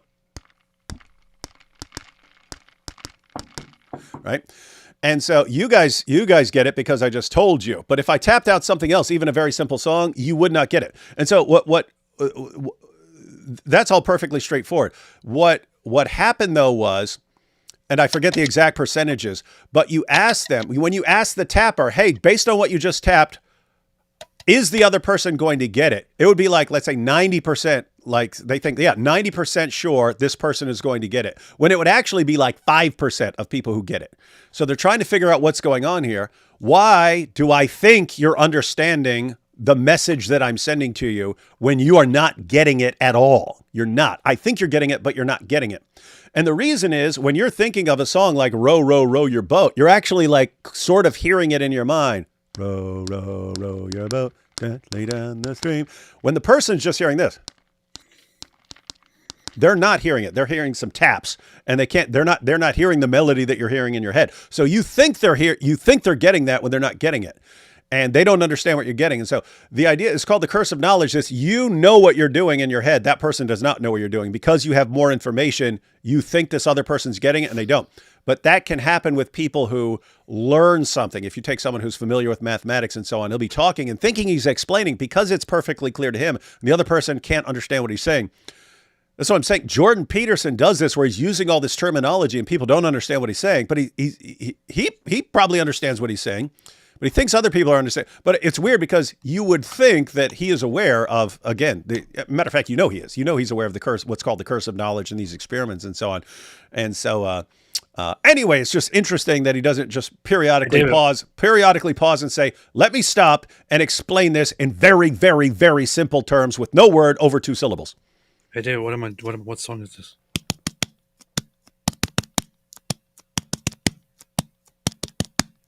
Got that. That one's actually interesting because the song is actually just and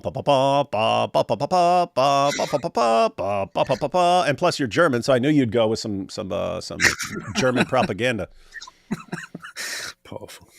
Nice, huh? Yes. All right, let's It is by Wagner. Yep. Who was not a very good guy, but he made good music. Not a very good guy. All right, guys, let's jump into this second clip here. Because I'm trying to understand if, like, this idea of God is a set of evolutionary motivations. Yes, that it is, and it is that. Or You can if think it's- about it as rising up from the material world or descending from on heaven. It doesn't matter.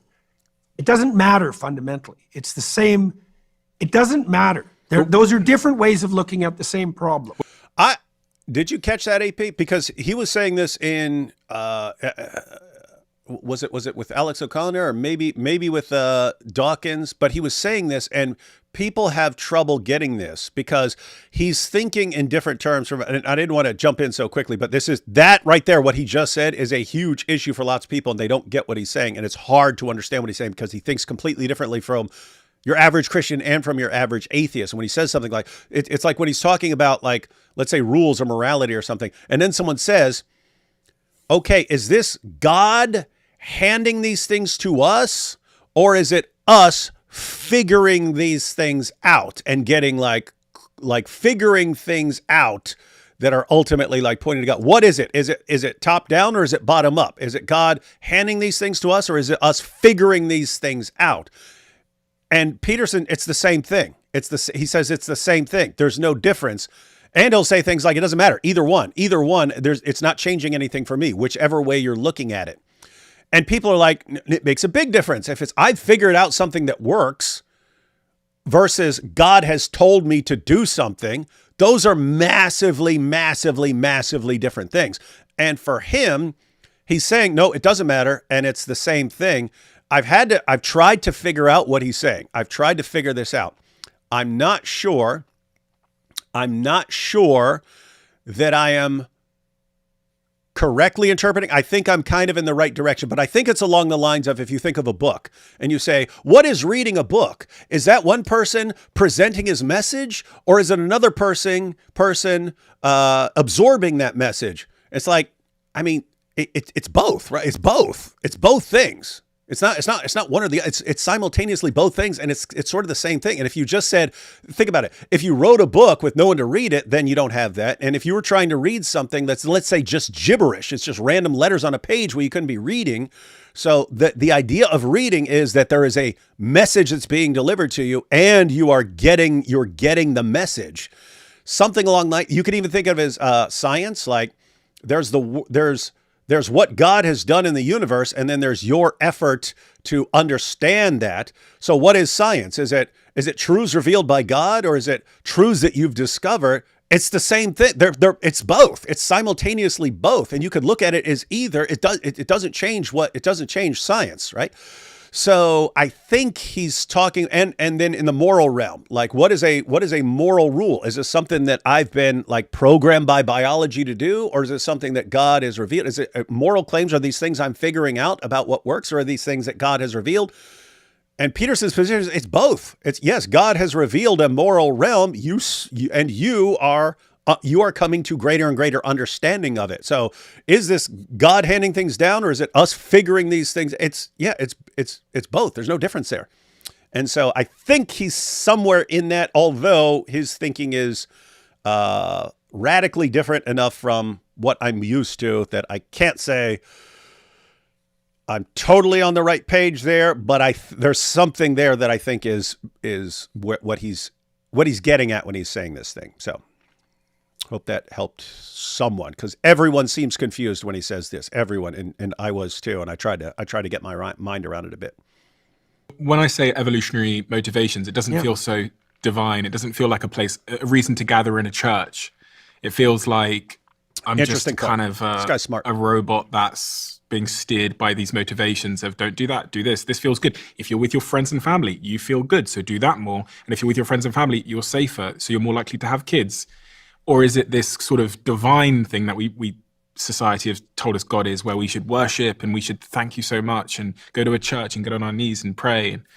Because they're two very different things. One is like practical and pragmatic, and the other one is this divine thing. Okay. Yeah, everyone catch that? So again, for Jordan, it's whether it's God giving you something or you kind of like working towards it and so on, working towards that. For Jordan is saying that's the same thing. And this guy, Steven, points out, well, wait a minute. If it's me sort of figuring things out and me being programmed by biology and so on to believe certain things and to do certain things and to feel good about certain things, that's not the sort of thing that you'd go to church and worship over. Whereas if it's like God just handing these things down, that's something you would worship over. So he's saying, and how are these things the same to you, Jordan? Just want to be clear. Because again, guys, I understand this is difficult stuff. It's difficult even for me listening to lots of stuff after I've listened to it multiple times. Here's one way of thinking about it. So I mentioned that in the story of Abraham, God is the call to adventure. Okay, so that's a definition. Now, the divine that's put forward in these library of stories has multiple characteristics. He's characterized in many ways, but there's an insistence that reflects an underlying unity. Now, the unity is incomprehensible in its essence. Okay, so you have to accept that as the initial starting point. You're not going to get the answer. Yeah. Okay. You can see something complex from a variety of different perspectives. Okay.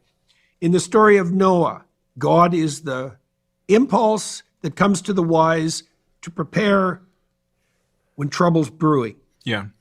Okay, okay, so now you can think of that as an instinct. You can think about it as Gut instinct, intuition. Negative emotion, Yeah. anxiety, but it's more than that, because you can be afraid of something that isn't real. Yeah. Okay, now you might have to ask yourself, okay, what are the preconditions for your fear? What are the preconditions to the validity of your fear?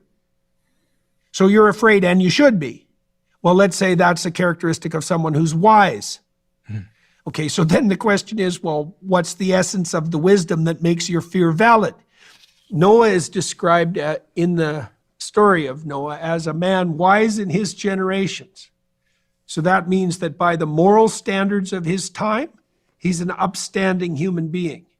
Okay, so now you can imagine that means he exists in harmonious relationship with his present self and his future self.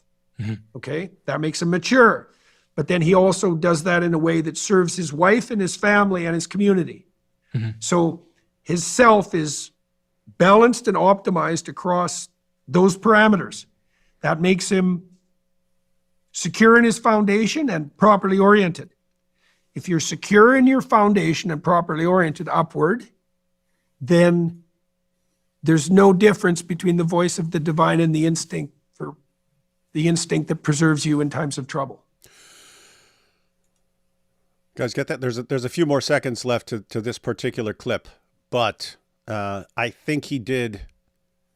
Again, you have to think about this, but there I think he's doing a good job of explaining how it's the same thing. So what he does is he goes through different Bible stories. So the story of Abraham, and so even before like Abraham and Isaac, when it's just God calling Abraham, saying, "Abraham, pack your stuff, go to a completely different part of the world.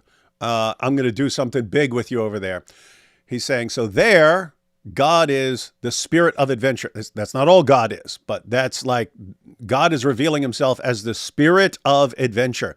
But Jordan's saying, but we also as human beings have that. Like just as an organism, we like to go out and find, we want to go explore and so on. So he's saying that here you have something that God is saying, but it lines up perfectly with what we are. And then he goes on to the story of Noah, and the story of Noah is about being like wise and preparing wisely when, for disaster and so on. and talking about how, that's also something that you do biologically. You want to be careful and be safe and so on. And yet it's like God is commanding it and so on. So he's saying it's like, it's the same thing. You end up with the same thing, but he does have the idea, if you watch the full interview, that if you ultimately just try to boil everything down to materialism and so on, that the entire thing breaks down. So you need God in your picture, or the system inevitably breaks down. There's a few seconds left. Let's see. But you see, you can't exactly get there by the mere bottom-up materialistic notion, because you could think about the fear that guides Noah as an instinct, but the instinct is pathological unless it exists in this wider moral framework. Because then you could have the fear of a coward. Well, that's not helpful. Mm-hmm. All right, so that's clip 2. I was basically trying to show everyone what he's been, that his ideas about God are significantly different from what your average Christian or Muslim might believe. Just wanted that for some of the groundwork, because the next clip we're looking at is him declaring Jesus is God, but then he goes into an explanation. So I'm just saying this because whenever you have someone like Jordan Peterson say, hey, if you stuck the camera outside the tomb, you would see Jesus walking out. We like, yay! But then you'll have other Christians like, but look what he means. He doesn't mean the same thing as you. And then you'll have other Christians going, boo, we don't care about that. Stop sharing that. We don't believe in him. He's basically a heretic. I'm in the Jordan Peterson is like the rest of us in that he's learning more as he goes along and so on. And the longer he goes, he seems to be discovering lots of interesting things, even though he's thinking about them radically different from the way you or I do. And even if you would not consider him, hey, that's not like Orthodox Christianity there. Anyone, if a complete atheist said, you know what, Jesus claimed to be God. I don't believe he's God because I don't believe in God, but I believe Jesus claimed. I'm like, okay, it's good that he's acknowledging that. It's good that he's acknowledging that. So with Jordan Peterson, when he's saying, yes, Jesus walked out of his tomb and you could have filmed it, and Jesus is God, although the way he's going to explain it is not the way anyone else on the planet would, is not the way a Christian would explain the deity of Christ. I think it's very interesting, and I'm quite pleased. Matter of fact, I'll go ahead and tell you guys why. Here's something that's happened in completely different realms. So if you look at when physics took off, right? So at first, physics, science is taking off, and everyone's a Christian. Then you eventually start getting to non-Christians over time. Start getting to non-Christians. Then you have atheists and agnostics and generic theists, and everyone gets involved in science over time. Now everyone's involved. Everyone, Hindu scientists, Muslim scientists, atheists, they're scientists from all backgrounds now. In the 20th century, when physics is really taken off, so you're getting Einstein and Niels Bohr and all these guys, Heisenberg and all these guys. As people are figuring all these things out, they start saying really interesting stuff. And these guys are talking about God. And when you point out, hey, Einstein believed in God. Look, this guy believed in God. This guy believed in God. It gets pointed out they're not talking about God like you think. They're not talking about this personal God who you can pray to and performs miracles and so on. A lot of these guys are saying God, but they don't mean what you think about God. So stop calling them theists. And so you have both these kind of reactions. So on the one hand, you got physicists saying, yeah, there's something here. And they would say interesting things like at bottom, there's no matter. It's just like spirit or soul that is somehow maintaining everything. You like, as a theist, you'd be like, whoa, that's what I believe, right? That God is upholding and sustaining everything in existence. So with me, it's like, okay, so Einstein believes in some sort of God, but it's not the personal God of Christianity. It's not a personal God that you would believe in. As far as the personal God, we'd consider him like an atheist, but he's not an atheist. He believes in something. With me, it's like, okay, what is his field of expertise? He's not a historian. He's not a theologian. He's a physicist. It's like, here's this realm of all of reality. He's looking at one little piece of it. He's looking at one little piece of reality and concluding, actually, there's something behind that, what I'm looking at right now. And so he's not getting the full picture of what's behind everything. He's getting what is behind this sort of little realm of physics. What would you expect? The historical Jesus? You're in the wrong realm.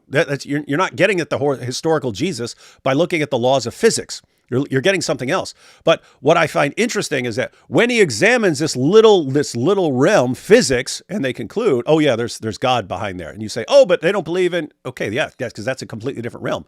I find it interesting that people, when they really, really look very deeply into one narrow little field, they get exactly what you would expect them to get in that field. In other words, you're saying, hey, as a Christian, if someone is only looking at physics, what would they find? You're not going to find Jesus rose from the dead. That's not what you're going to find. What would you find if Christianity is true in that realm?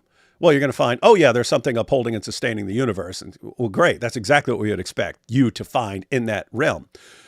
But you could do that in other areas. And so one is psychology. You're studying the human mind. If Christianity is true, what are you going to find there? If we're created in the image of God and so on, what are you going to find there? You're not going to get to the bottom of physics. You're not going to get to the bottom of all kinds of things in Christianity. What you would get is like your mind is kind of made for this. It's like your mind is, you are the image of God, and your mind is ultimately made for something bigger than, eating or drinking or something like that. And you've got Jordan Peterson, who's an expert in the field. And if you were to ask, hey, if Christianity is true, what is a guy who really, really, really, really, really looks at the human mind going to ultimately derive at? Something along the lines of we're created in the image of God. Something along those lines, like psychologically, we are made for this sort of thing. And it's exactly what he finds. And I don't know why you'd be like, oh, but he's getting all this other stuff. Like it's not the orthodox way and all this. Oh, he's not an expert in anything. He's an expert in one little thing. And what he finds in that one little area is what you would expect him to find in that one little area, if all the rest is true. And so I'd be happy for it. What are you battling about? But here's the problem. What I see, always got to focus on the problem. Freaking agnostics, man. But go ahead. Like when I heard that Jordan Peterson said, and Jesus is God, I saw that lots of people were getting very excited about this and were making thumbnails like that. And who makes thumbnails like that, man? Jordan Peterson shocks everyone with the shocking truth about Jesus' shocking divinity. And people were like, yeah, Jordan Peterson said Jesus is God. And lots of people were saying that kind of stuff. But here's the thing. This is kind of, it's not meant to be criticism, or maybe it is. I don't really know at this point. But so when it comes to people like Jordan Peterson, for example, people will immediately start rejoicing when that person says something that is in alignment with your beliefs. But what really is the difference between, and yes, you explained, he's approaching it from a different background. He's coming at it from a different background. He's exploring his expertise in a different place and so on. But if somebody said, I believe in God, and I believe Jesus is God, but then also continued later on, but I also believe in an evil force that is equally mighty, and I also believe that there are lesser gods, and so on. Would this be something to be happy about from a Christian perspective, from an not capital letter Orthodox, but a traditional Christian perspective? This would not be something to celebrate, right? This would not be something to be happy about, because this would just explaining somebody being Gnostic, somebody having a Gnostic or a dualist point of view, or some strange different kind of worldview, but still acknowledging that Jesus is God and that there is a God and so on. But if it's Jordan Peterson who says something like this, then it's a cause to celebrate. It looks like. Yeah, and there are actually real world parallels to what you're saying as far as we brought it up before. I've heard from missionaries in India, and I've heard from Hindus as well, that it's actually comparatively easy to get a Hindu to accept Jesus than it is to get, like an atheist or something like that. And you can go preach Jesus to a Hindu and say, hey, Jesus, he performed all these miracles. He died on the cross. He rose from the dead. So believe in Jesus. Believe in Jesus. And the Hindu go, okay, cool. Yeah, I believe in Jesus. All right, and you say, I will add Jesus to my gods. Yeah, you say, well, yay. What you find out if you look a little closer is they've added Jesus to the various beings they believe in and so on. And so they don't have a problem. Hindus don't have a problem frequently with believing in Jesus. They have a problem with the exclusivity, right? It's believe in just Jesus, not all these other gods. That's what they would have a problem with. So that's sort of a similar issue. Like, if a Hindu who believes in multiple gods says, hey, I believe in Jesus too, do you get happy over, I believe in Jesus? Do you get happy when he also believes in a bunch of other things that would conflict with Christianity? And what I think you could say is you can believe in you can have a kind of concept of that's an improvement. If you've accepted Jesus as a divine figure, that's an improvement over not believing in Jesus, even though there's other things. And with Jordan Peterson, it's like Jordan Peterson, I have to say, is in a different category. It's you've got all these issues where he's not sure of what the status of these various things are. He's not saying, hey, Christian, you're wrong, but he's not saying, hey, Christian, you're right about these other things. But the fact that he gets to a point where I have no clue what this means or what happens here or how this works, but I believe that guy walked out of a tomb. And I believe that guy is God. God died, rose from the dead, walked out of a tomb. Even if he is not clear on a ton of other things, I have to say that's cool. Because again, I'm thinking in terms of, fair enough. You're not an expert in all these fields. You're not a theologian. You're not a historian. You're not any of these things. You're a psychologist. What are you getting at through your examination of religion from the perspective of a psychologist? And he starts applying principles of psychology and just getting closer and closer to the gospel. Fair enough. I don't know. I like that. Fair that. enough. But it's a thing where I get everyone's perspective. I get people who cheer, and when people are like, he doesn't mean what you think he means, I get that too. Which is why, by the way, we want to do this live stream. We want people to understand what he actually means when he says this thing, so that you can decide whether you should celebrate it or not celebrate it, depending on your own perspective. I mean, I prefer Christian Jordan Peterson to atheist Jordan Peterson, I would say. I mean, I prefer a Jordan Peterson who very much talks in line with a God-believing person, and a Christian-ish person. I prefer that to him going into the direction of, well, what is God really? God is something that we invented, and it's all nonsense. Like, I wouldn't prefer that. He's good the way that he is. We can all agree everything is worse with atheism. Yeah. Take a couple super chats, and then we'll look at that. So guys, that was all build up to for the actual clip, because we wanted some idea of what Jordan Peterson thinks about these various issues. And then we're going to check out the clip of him saying Jesus is God, and then his explanation, which immediately follows, because he explains what he means, and his explanation is not one that any Christian would use to explain the deity of Christ. And yet he's affirming the deity of Christ, but for a completely different reason than most people would use. White Trash Panda says, the top G is going to be the bottom B in prison. I've been to prison, and I looked up Romanian prisons. They're significantly worse than U.S. prisons, most U.S. prisons. I actually don't know, because here's the thing: if couple possibilities, he could walk in there with a ton of money. In other words, he's still got millions of dollars and so on that he's getting from all his fans and so on, and could walk in there and throw money around. Right? In that case, he could buy a gang of people to protect him. That's one thing, but they would not actually really be loyal to him. They just be hired thugs, sort of. So that's one possibility. Another possibility is, if he doesn't do that and he just goes in acting like top G, someone is gonna knock all his freaking teeth out real quick, like, because these guys do not put up with that.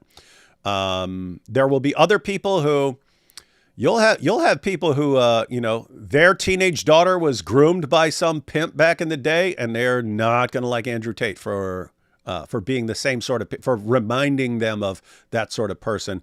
With that said, when he was talking about his experience in jail, he was saying that he's being very nice to everyone and talking to everyone and so on. So he may actually know how much he needs to dial things down to not get the crap beat out of him. So anyway, it's multiple possibilities.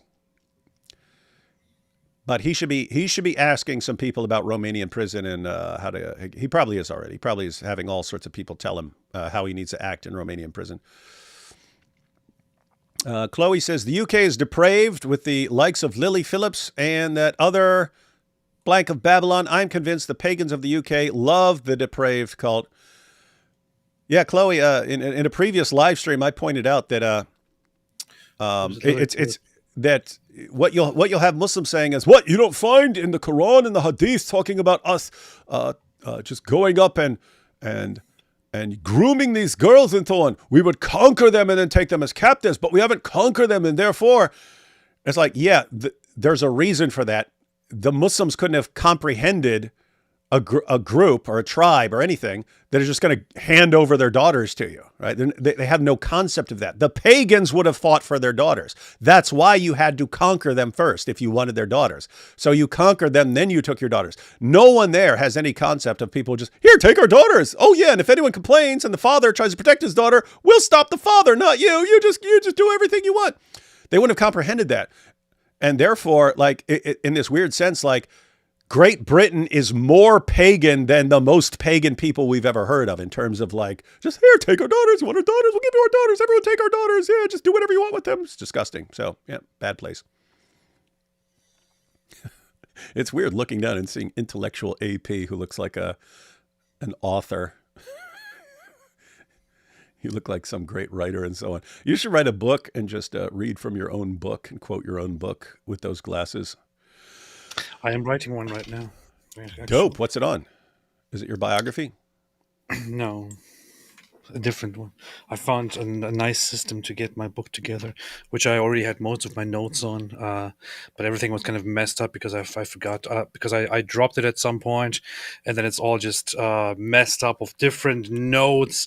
The outline is there, but every single chapter has different notes lying everywhere and so on.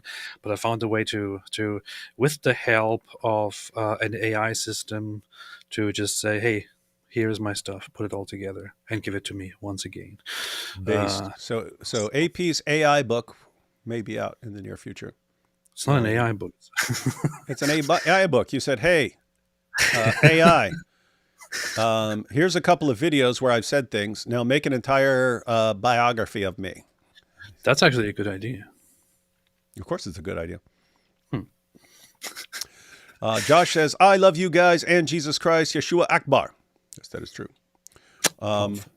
Hey, you guys read about halal ham situation in Malaysia? I have not. You heard about that? Halal ham? What do you mean, like turkey ham? No. Look up halal ham, Malaysia. Halal ham, Malaysia. Michelle says, I think IP comes across as EO for send the link. One, Jane, his link for the T. I have one. What is this, AP? Across as EO, Eastern Orthodox, and what's the other thing mean? I don't know what the four means. I don't know. I can't comment on that. Michelle. Powerful. IP comes across as Eastern Orthodox. Yeah, I don't know what the rest of that means. Yeah, I've not asked IP, so I have no further information than anyone else. But yeah, that's how he seems to me too. IP too. Ecclesiastes argues everything under the sun is vanity. The Hebrew word for vanity, meaning smoke or vapor. Hedonism is vapor, but so is working toward flourishing because everything ends. God is what justifies doing anything. Vapor wave. That's what Ecclesiastes is about. Vanity of vanities. Everything all we are is dust in the wind. What would it take to get that Antichrist known as Mike Winger on the show? Ouch. That's pretty brutal. We don't want him on the show. It's funny that the first time I heard about Mike Winger was D Wood in a video recommending to follow him. Watch for the proof. There's no proof. What? If I do that, if I say, hey, go follow Mike Winger, it's a trap, ladies and gentlemen. I'm messing with you to test you. It is funny though because he used to have you used to have significantly more subscribers than he did, right? And then he surpassed you because he's cool. He surpassed me because I gave away my channel. Notice D Wood, self-sacrificial individual, tries to help other people. And then, of course, so since I gave away my channel, then he got more subscribers because he kept growing while I was starting over. And then what happens? Then look at me, I'm the greatest YouTuber of all time. Look, I'm so powerful. Wow, wow, wow, wow. Yahya's Hot Lip says, why Muslims across history talk to and about Muhammad like he's omnipresent and godly, e.g. when Berbers or Turks cried to Muhammad when defeated by Christians. They've all, as far as we have records, they've always treated Muhammad as semi-divine.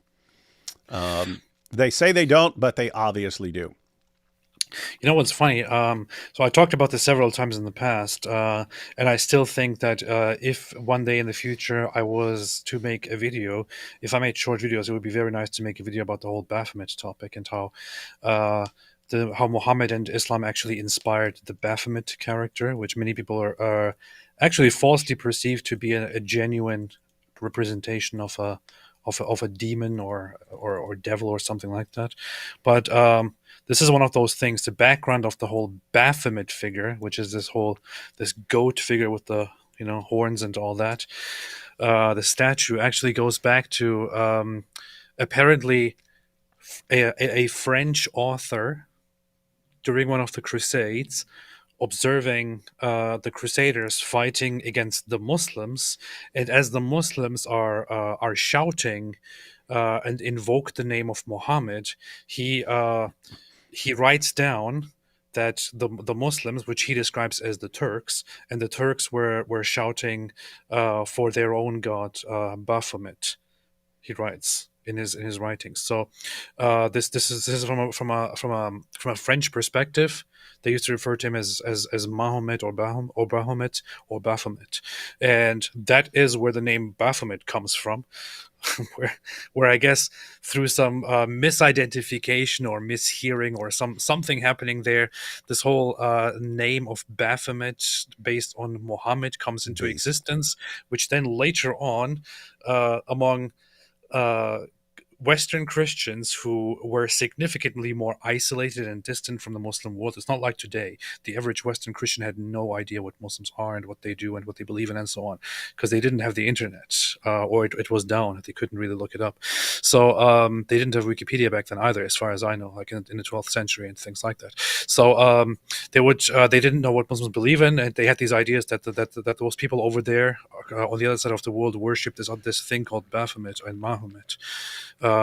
Which is what they also at some point then started interpreting as a cult demon or the devil, which some underground cults worship and so on, from which this Baphomet character turned into an occult thing much later on over the centuries, and some occultists actually started adopting this character into as an object of worship, despite knowing that it goes back to a fictional being, and so on. So, long story short, the whole Baphomet thing was inspired by Muslims shouting the name of Muhammad when they were fighting the Crusaders. I'm totally serious. I'm not joking. A video titled something like that, "Shocking Origins of Baphomet," with a picture picture of his demon head on there. Or something that like, would do well. That would be what we in the YouTube world call an evergreen video, meaning it's not just some hot story that just popped up. People are going to be clicking on that for a long time, and it's something where it's interesting enough information that people would share that. People would share that widely. They would. So, do it. Or how Muhammad became Baphomet. Do it. That too. How Muhammad became Baphomet, and then have a big Muhammad cartoon on one side, and then an arrow, and then the demon Baphomet. Exactly. That's what I was thinking. Yeah. Absolutely. It depends on whether you want to keep it a mystery or not. And it's still a mystery. How did this become that? And even the title would be surprising. Like, wait, what? Those are connected? Huh? Let me click on this. So, most people don't know this, and I look for videos, and I can't find videos on this kind of stuff. It's like there are very few sources that actually talk about this, including some historians who apparently don't think it is that important to talk about it. I don't know why. Pretty important. This is also why I in the past, quite a while ago, I got this Baphomet statue, just because I wanted to have it and talk about it and talk about how, this seems like a scary thing, but this and actually worship comes from it. misunderstanding. Yeah, and I wanted to worship it on screen, but then one day it just fell down here and broke, and it was overnight. Like I was gone, and I came back to my office space, and I see that it is on the ground. I didn't Nice. touch it. I wasn't around it. It was on the ground, and it was broken. The Nice. horn was broken, and it was a big one. The horn was broken, and one of the wings was broken. I was like, what? How did this happen? And what I did was, I thought, I'm not going to order the same thing, so I ordered a new one, a smaller one, like half the size or so. It arrived. I took it with me, wanted to place it next to me on the table. I touched the horn, and it broke off immediately. And I thought this is really, really weird. So if I want to invoke something, if I want to think about this, and if I want to think that there is something here at play, this would be the time. So, but anyway, I had those here, and then at some point, my wife, apparently, as she was checking things, thought, I don't want to have this in the house anymore, so she just threw it in the trash. Nice. Very smart, based. smart. Good work all around there. Cameron Schwartz says, JP convinced me not to be atheist. Also, other good news, Pierce Morgan said today he'd interview Tommy Robinson when he's out of prison. Awesome. Based. Awesome. Really? Awesome. You did? That's good. That'd be That's good. D. Wood, here we go. D. Wood is a 2 out of 10 at best. Raymond Ibrahim is the beast of Islamophobia. Coptic Christians got the protein powder. 100. Yep. I need to check with Raymond Ibrahim and say, hey, Raymond, people say I'm just a 2 out of 10, whereas you're super based. What protein powder do I need so I can be as strong as you? Hey, that would be a funny idea if he's like, if he's doing his theology videos, but he's ending them with like, and if you're wondering which protein supplements I use, the link's in the description box. And he's like, he's got his own line of protein supplements if you want to be a super alpha Islamophobe. Don't be like those little weak Islamophobes. Be a super strong Islamophobe like me. Get my new protein powder. That'd be awesome. Powerful. If you got it, you got to use it, man. I absolutely loathe the JP standard for who is qualified to speak as an authority. David and AP for Islam, and DR. What's that? DR Taylor for Catholic. No, Dr. Taylor for Catholics. He is shallow. You really just said, what is DR? What is D? Well, he capitalized both of them instead of just the D. That's true. Yeah, so I'm confused. Is that DR? I think it's saying Taylor Swift for Catholics and David and AP for Islam. Yeah. No. Since all people are evil and can become toxic, should we avoid people or love our enemies, tolerate and forgive all sins? Yeah, all people are sinners and so on. They're also created in the image of God. So do the best you can with that. AP Mach 6 Act or March 6 Act? Justly show mercy, walk humbly with God. Oh, okay. Here we go. What is that? MCH6, what does that mean? Micah. Oh, okay. That's funny. Really? Have you seen Vito Vid's video called Jordan Peterson, a taxi driver? What? Very well done. Vito Vids. Pretty funny. Vito, is he still posting? I haven't heard from him in a while. He used to do awesome. Very Jordan, rarely. he used to do awesome Zucker impressions and stuff. Very rarely. If all cultures and all times and places have been religious, then by hypothesis, it is part of our genetic endowment. Atheists are an aberration. You even have atheists who acknowledge that we're sort of wired to be religious. And that's part of the reason that when you have like widespread atheism, it starts functioning like a religion. There were even atheist church services, and they would have atheist reverse baptisms and stuff where you get unbaptized and so on. But I mean, notice that's all like very religious in nature. Micah 6:8 says, He has shown you, O mortal, what is good, and what does the Lord require of you, to act justly and to love mercy and to walk humbly with your God. Yeah, that's you saying that you have a concept of justice. Huh, interesting. Take one or two more, and then we'll jump into this final clip. Jordan isn't necessarily a heretic. I hear him. He's talking about in that symbolic talk, for real. We're trying to get out of Plato's cave, homie. Yeah, that's why I get it. I mean, it's, you know, it's like if an atheist says, "Hey, I believe in God, but I don't believe anything more." Okay, you're moving in the right direction. You're moving in the right direction. So no, I don't get ticked off by really anything Jordan Peterson says, except unless it's like, "Hey, get a pen pal. That'll solve the Middle East problem." It's like, okay, now you don't know what you're talking. You are way out of your realm. You are way out of your sphere. This is how Socrates used to talk. For real, we're trying to get out of Plato's cave, homie. That's what it is. That's exactly that's you can see that in the Greek. Time to live out that Jesus is God, JP. That's good. Yep. I don't know. He's doing a pretty decent job. D Wood, ask AP what his favorite Wagner opera is. Let me guess. Gute Dämmerung. It ain't over till the fat Dawa lady sings. I only know two things. I've never listened to an entire piece by Wagner, so I only know the. Wait, so you got ba ba ba ba ba ba ba ba ba, right? You got that. But then there's who's the Rise of the Valkyrie? Yeah. Is it the same? Is it the same thing with the?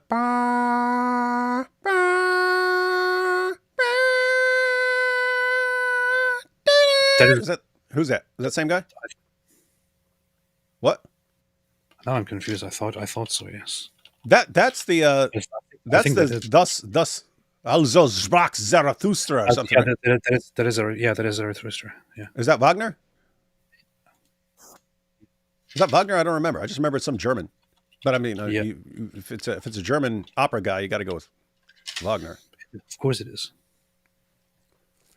No, it's not. What? Who is not. it? That is actually That's Strauss. That's Strauss. Yeah, he's the Okay. wannabe Wagner. He's the wannabe Wagner. He's Strauss. Yeah, he's a Wagner wannabe, but he made some dope stuff. Sucks when all these Germans come up with stuff that you have to use because it's dope. Strauss. Oh man, hang on.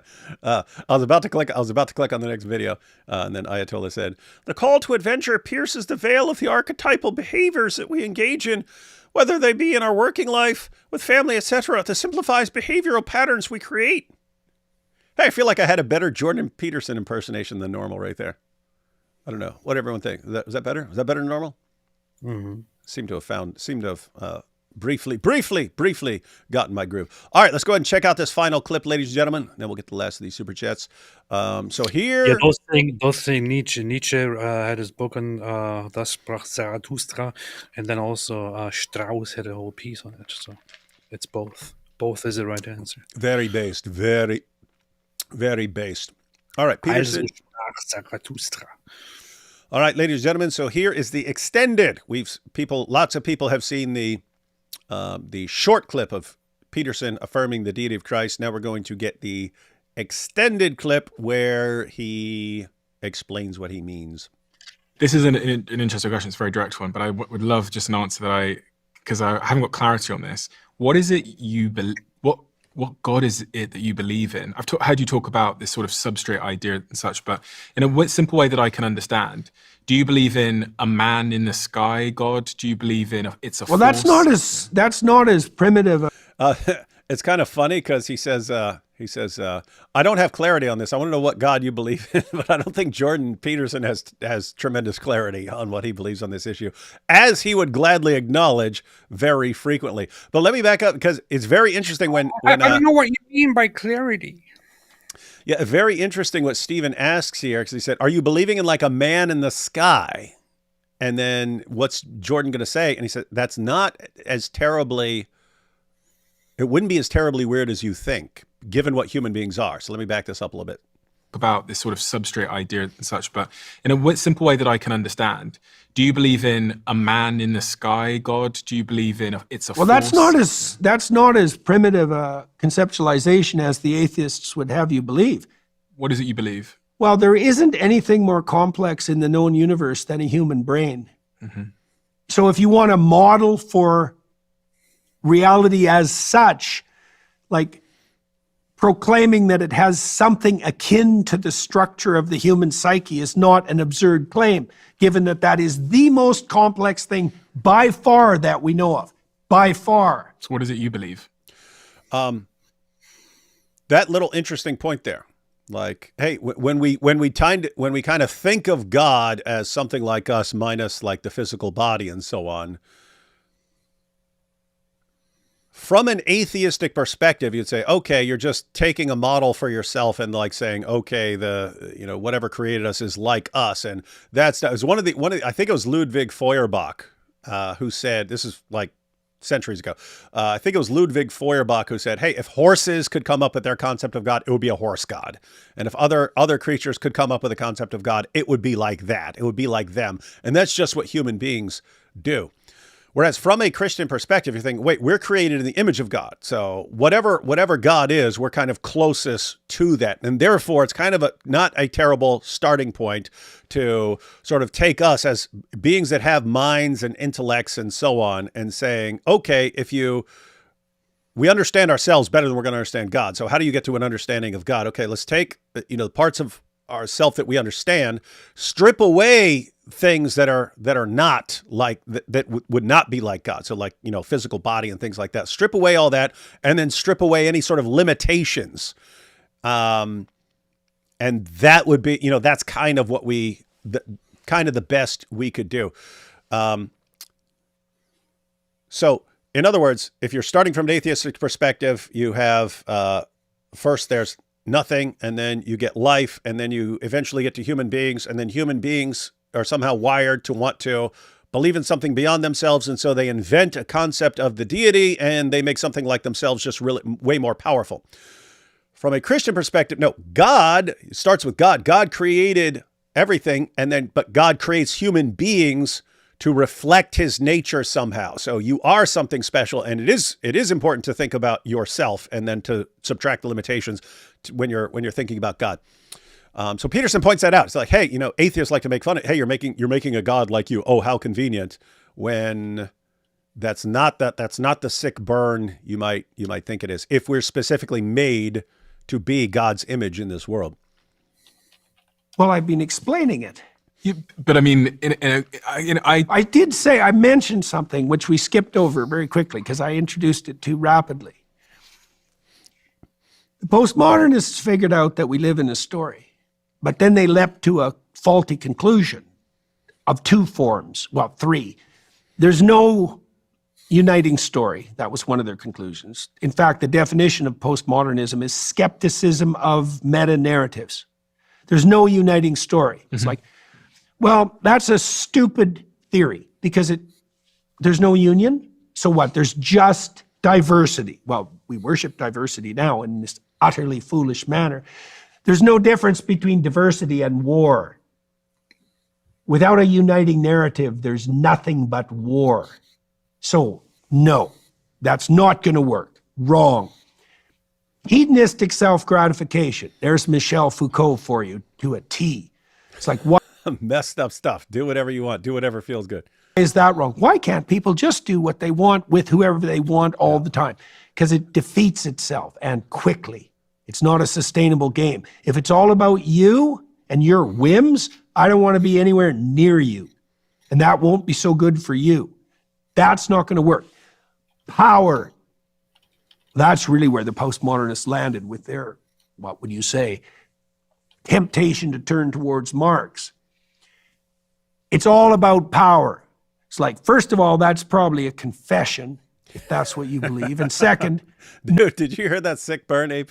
He said, you're talking about the postmodernists who eventually, because you can be postmodernist and okay, so there's no like overarching story that connects all the other stories and so on. And then what do you kind of do with that? And some people go in different directions, and he says, some of them go in the direction of like power. Power is what matters. And he says, if you say that, it sounds like you're making a confession to me. You're basically confessing what you care about is power, and then you're trying to make an ideology that fits with what you want to kind of justify what you want. Anyway, back up for a couple seconds. It's all about power. It's like, first of all, that's probably a confession, if that's what you believe. And second, no, it's not. Try tyrannizing your wife and see how well that works for you. Try tyrannizing yourself and see how successful you are. Power's not the game. If you don't understand what he's talking about there, ladies and gentlemen, with what he talk, why is he talking about tyranny? If you say power is like the ultimate good or something, that it's not even the ultimate good. It's it's sort of what we should be aiming at or something like that. Then okay, the ultimate power would be a tyrant. And so should you be acting like a tyrant? And so is this going to work? I'm going to act like a tyrant towards my wife. I'm going to act like a tyrant towards the people around me and so on. That's not going to work. That can't be the main thing. It just can't be. Okay, what's the game? What's the story? I mentioned earlier, it's voluntary self-sacrifice.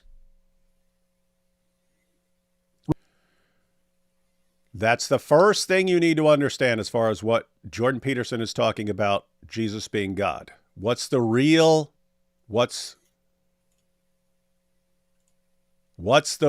thing?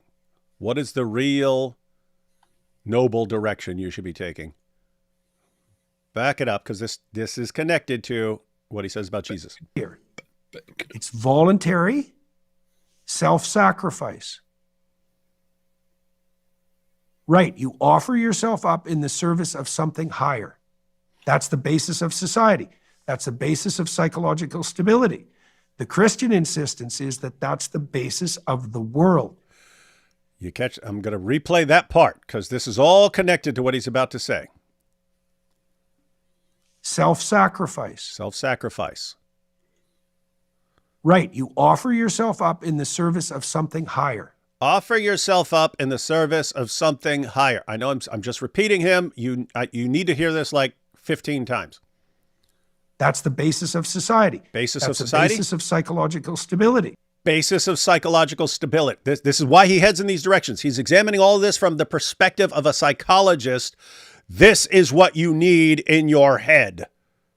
This is what makes society works. This is what gives you mental health. This is what solves the problems in the world. Voluntary. Here are all these things I want, and you are sacrificing certain things for greater things, for better things. And that's how a marriage is going. Keep in mind, it's not saying sacrifice everything you want. Sacrifice certain things for things that are better or more important. And he's saying that's how a society would work. That's what will give you a good mental health. That is what will help your family to work. And then he says, and for the Christianity, that's all of reality. Why? Why? Hang on. Let me back it up because I want everyone to hear it again. I won't interrupt here. Game. What's the story? I mentioned earlier, it's voluntary self-sacrifice. Right, you offer yourself up in the service of something higher. That's the basis of... You giant dope. Chief Keef over here in the chat says, like suicide? That's not offering yourself up in the service of something higher. That's ending yourself so that you don't have to ever deal with anything. Do not conflate those two. It's an insult. It's an insult to all of reality. Self-sacrifice. Right, you offer yourself up in the service of something higher. That's the basis of society. That's the basis of psychological stability. The Christian insistence is that that's the basis of the world. I'm going to ask you again because I want to be clear. Here we go. What is the God you believe in? I think that the claim that Christ is the embodiment of the prophet and the laws, I think that's true. Okay. Yeah. So, That's complicated. It's very... Did everyone hear the question? What's the God you believe in? I think that Christ is the embodiment of the law and the prophets. So, hey, wait, what did I just ask you? Hang on. what is the God you believe in? I think that the claim that Christ is the embodiment of the prophet and the laws, I think that's true. Okay. Yeah.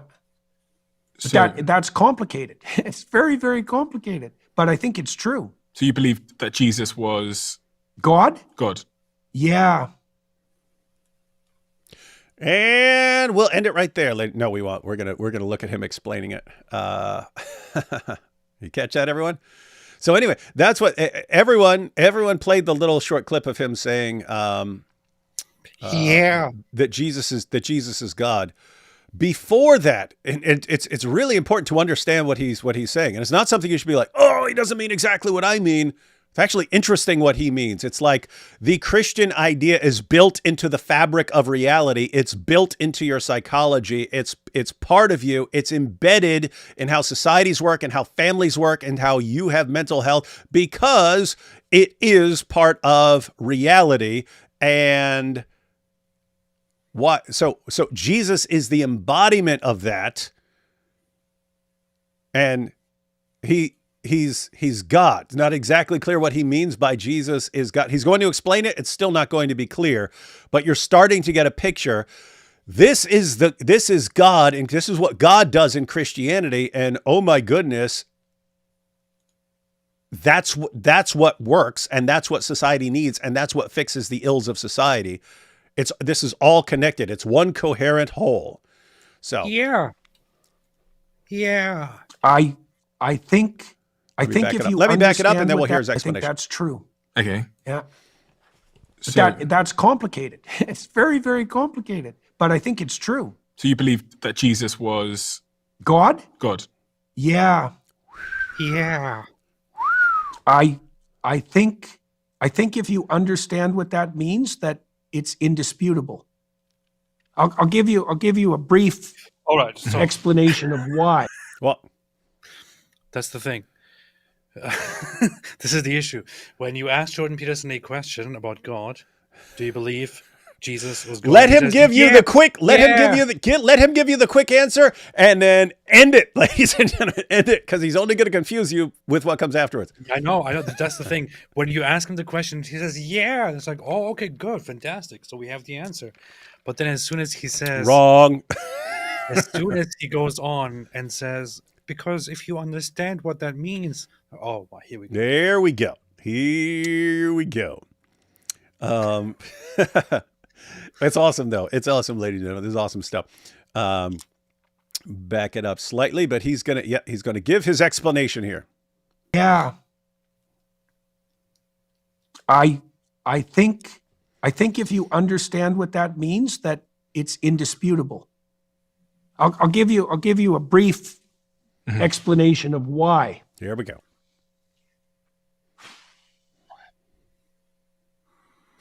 Christ takes the sins of the world onto himself.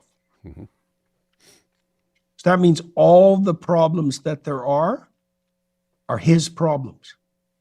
Right. Okay, so I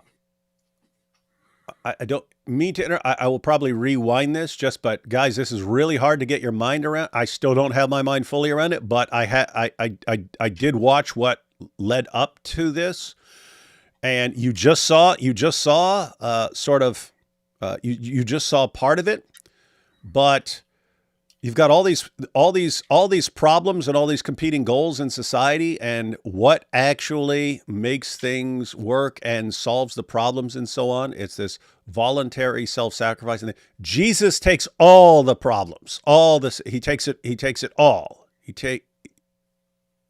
So just wanted to where he's going. The idea there is that there's no difference between making that assumption and then actually beginning to address those problems.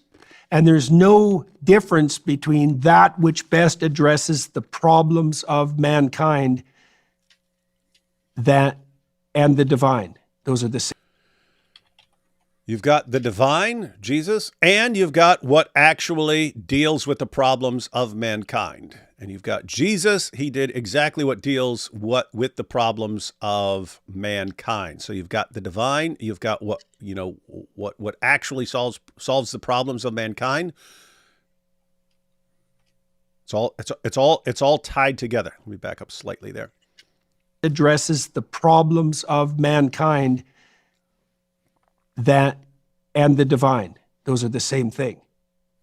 And I can't see how that can be otherwise, because the contrary hypothesis would be that you would adapt best to your life by avoiding things that are difficult and terrifying.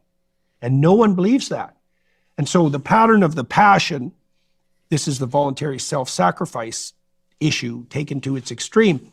The pattern of the passion is the decision to voluntarily confront and welcome anything that happens to you, no matter what it is. And that's a terrible thing to ask or endeavor to undertake. But, well, the alternative is to shrink away. Well, the spirit of shrinking away is the divine. It's like, I don't think so. Like that's preposterous. The spirit of unlimited courage? Well, that's not a bad start for a definition of what constitutes the divine. The highest possible value. This is the highest possible value. So what would the spirit of the divine be? Something that shrinks away from problems or something that takes them head on? And what could basically take on all of them head on? Not you, not me, but Jesus did. Something in that ballpark is what he's getting at. I just want to play his sort of explanation again for anyone, because it can be difficult to get your mind around. And plus, I want to hear it again. Let's go and see. Complicated, but I think it's true. So you believe? I could ask you again, because I want to be clear. Is what is the God you believe in? I think that the claim that Christ is the embodiment of the prophet and the laws, I think that's true. Okay. Yeah. So, That's complicated. It's very, very complicated, but I think it's true. So you believe that Jesus was God? God? Yeah. I think if you understand what that means, that it's indisputable.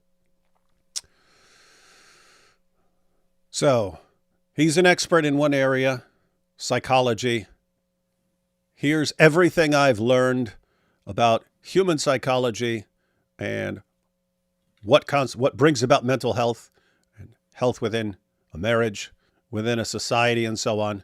The most important fundamental thing, voluntary self-sacrifice.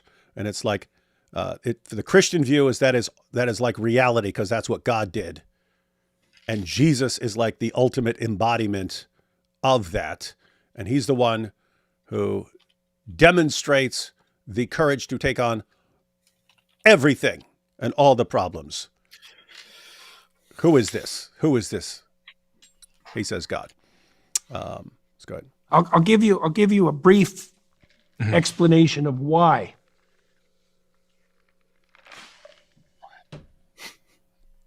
You like that too, right? Christ takes the sins of the world onto himself. So that means all the problems that there are his problems. Right. Okay, so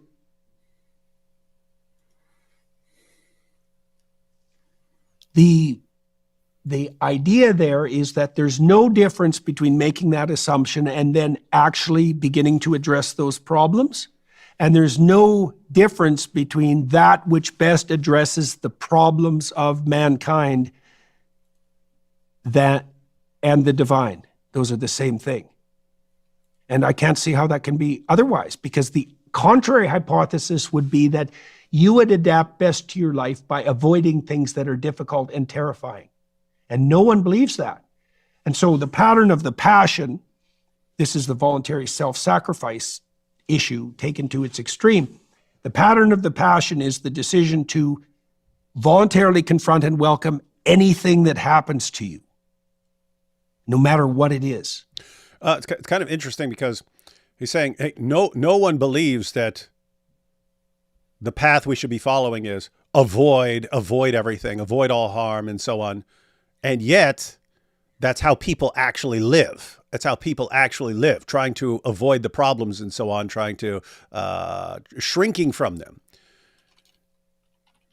And he's saying, but that's not what actually works. That's not what works for you in your mental health. That's not what works for you in a family. That's not what works for you in society and so on. That doesn't work. That doesn't work.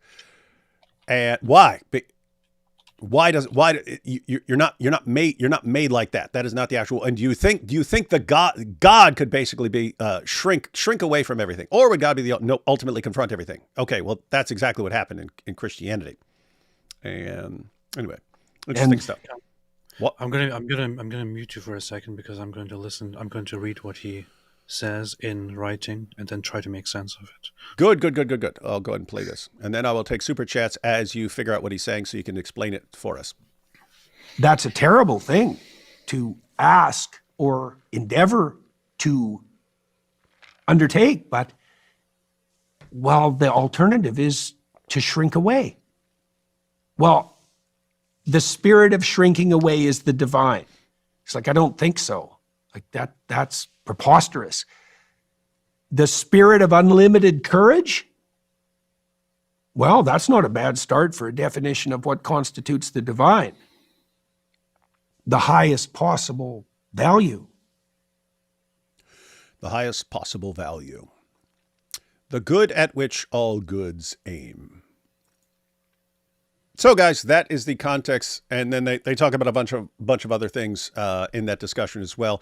Again, the link is in the description box if you want to check out the full. They talk about a ton of interesting stuff. In there. So I recommend watching that if you get a chance. About 2.5 hours. Let's see.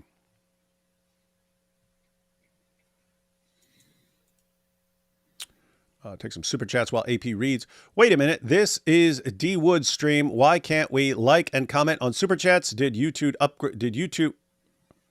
Oh, why can we like and comment on super chats? Did YouTube upgrade your That's awesome. Yeah. So people have complained that they couldn't like or comment on super chats. And now now that I'm looking at it, I see it. So that was weird. YouTube had rolled out a new feature where people can like and comment on super chats everywhere except my channel. It did not exist on my channel. And people complained, hey, why don't you do this? I went through all the settings. I could not figure out how to do it. So I had no idea what was going on. But apparently they finally rolled that out to me. I'm an afterthought. Did you figure out what's going on, AP? You still listening? Or you still reading? I did read it, and I'm kind of getting closer to it. But yeah, Jesus chose to take on all the world's problems. You talking about what he said there, or you're looking up his book? No, I'm reading. I'm actually reading what he said there because I understood You're what he doing said. this. We listened to it 17 times, and you know. left to read it over and over again. Yes, I want to just read it and thoroughly have a look at it, at what he said here. Powerful.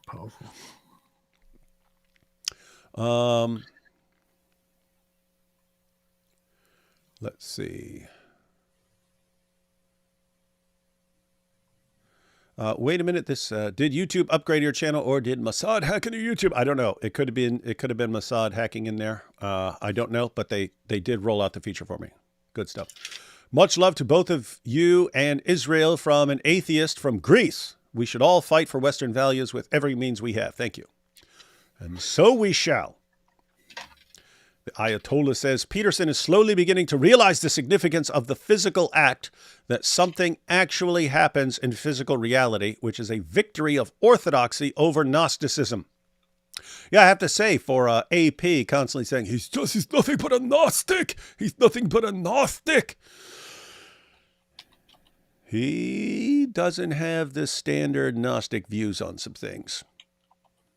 He acknowledges the significance of the physical. I trained as a scientist and am a Christian. I see God everywhere. Quantum world, yes. Bible, yes. Natural world, absolutely, yes. That's how I see it, Gwyneth. Everywhere.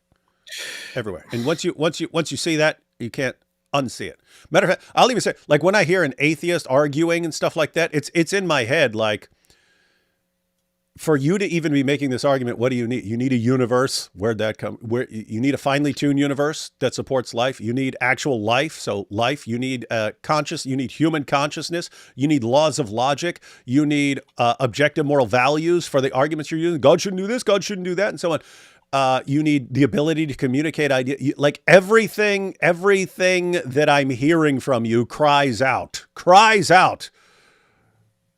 God exists, and yet the conclusion you're expecting me to draw from your powerful words is God doesn't exist. And it's like, wait a minute, everything you're saying, all I see is God. All I see is God. I've missed the last few streams. I was wondering what your guys' opinion on the ceasefire is. You've probably shared this already. Yep. Not going to go into much detail here. We did a whole live stream on this, which you can't watch, sadly. But yeah, we've had you can check our Twitter and stuff for our ideas. The short version is, as listed, looks like a crap deal. You would have hoped that Hamas would be finished. Oh, AP, I did see something that Netanyahu said. He said, What did you say? In his discussions with Trump has agreed to free up vastly more weapons for the future should Israel need it. And I'm saying that because I was saying there's obviously a deal behind the deal. If all of a sudden, after 15 months of saying we are not stopping until Hamas either surrenders and gives us our hostages back, or we get our hostages back and we wipe out Hamas, either way, Hamas is not going to be in charge of anything after this.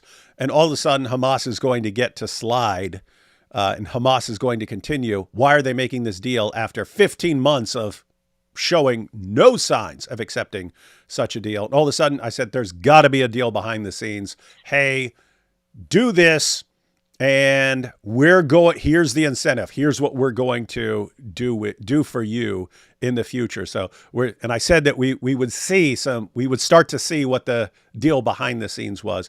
We saw part of it. Netanyahu said that Trump is basically going to shower them with weapons for the future if Hamas does not keep their agreement. You know what's funny? I want to really, I would really like to have get through to Jordan Peterson and ask him some follow-up questions, because the thing is, yes, I did just listen to this 5,000 times, and yes, I also did then sit down and quickly look at the transcript and read it again and again.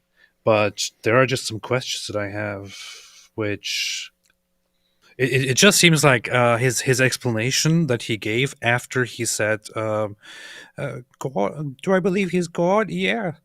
And let me explain to you why and how. His explanation that he gave doesn't exactly clarify whether he does or does not believe that Jesus is God in the way that you or that the average Christian believes Jesus is God. Right? Would you agree with that, David? Because it seems like I have follow-up questions to that. Like he describes the quality of the divine, and he describes what is the divine and what points at the divine, and based on what reasoning he concludes that Jesus is God, for example. But what he describes there as Jesus taking all of the burden on himself, and this being a glimpse of the divine, is like.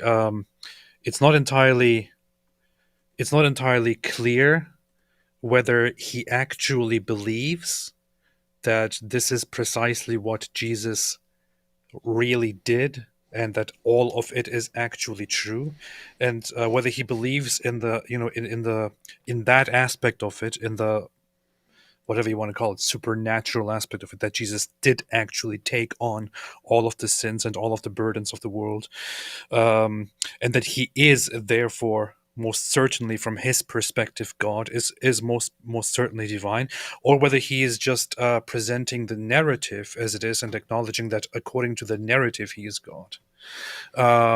So is he actually acknowledging that he personally believes Jesus is God, or just that he believes that the narrative of Jesus is a narrative of God? And then I also pause 1 second. His answer to that would be, I don't see a difference.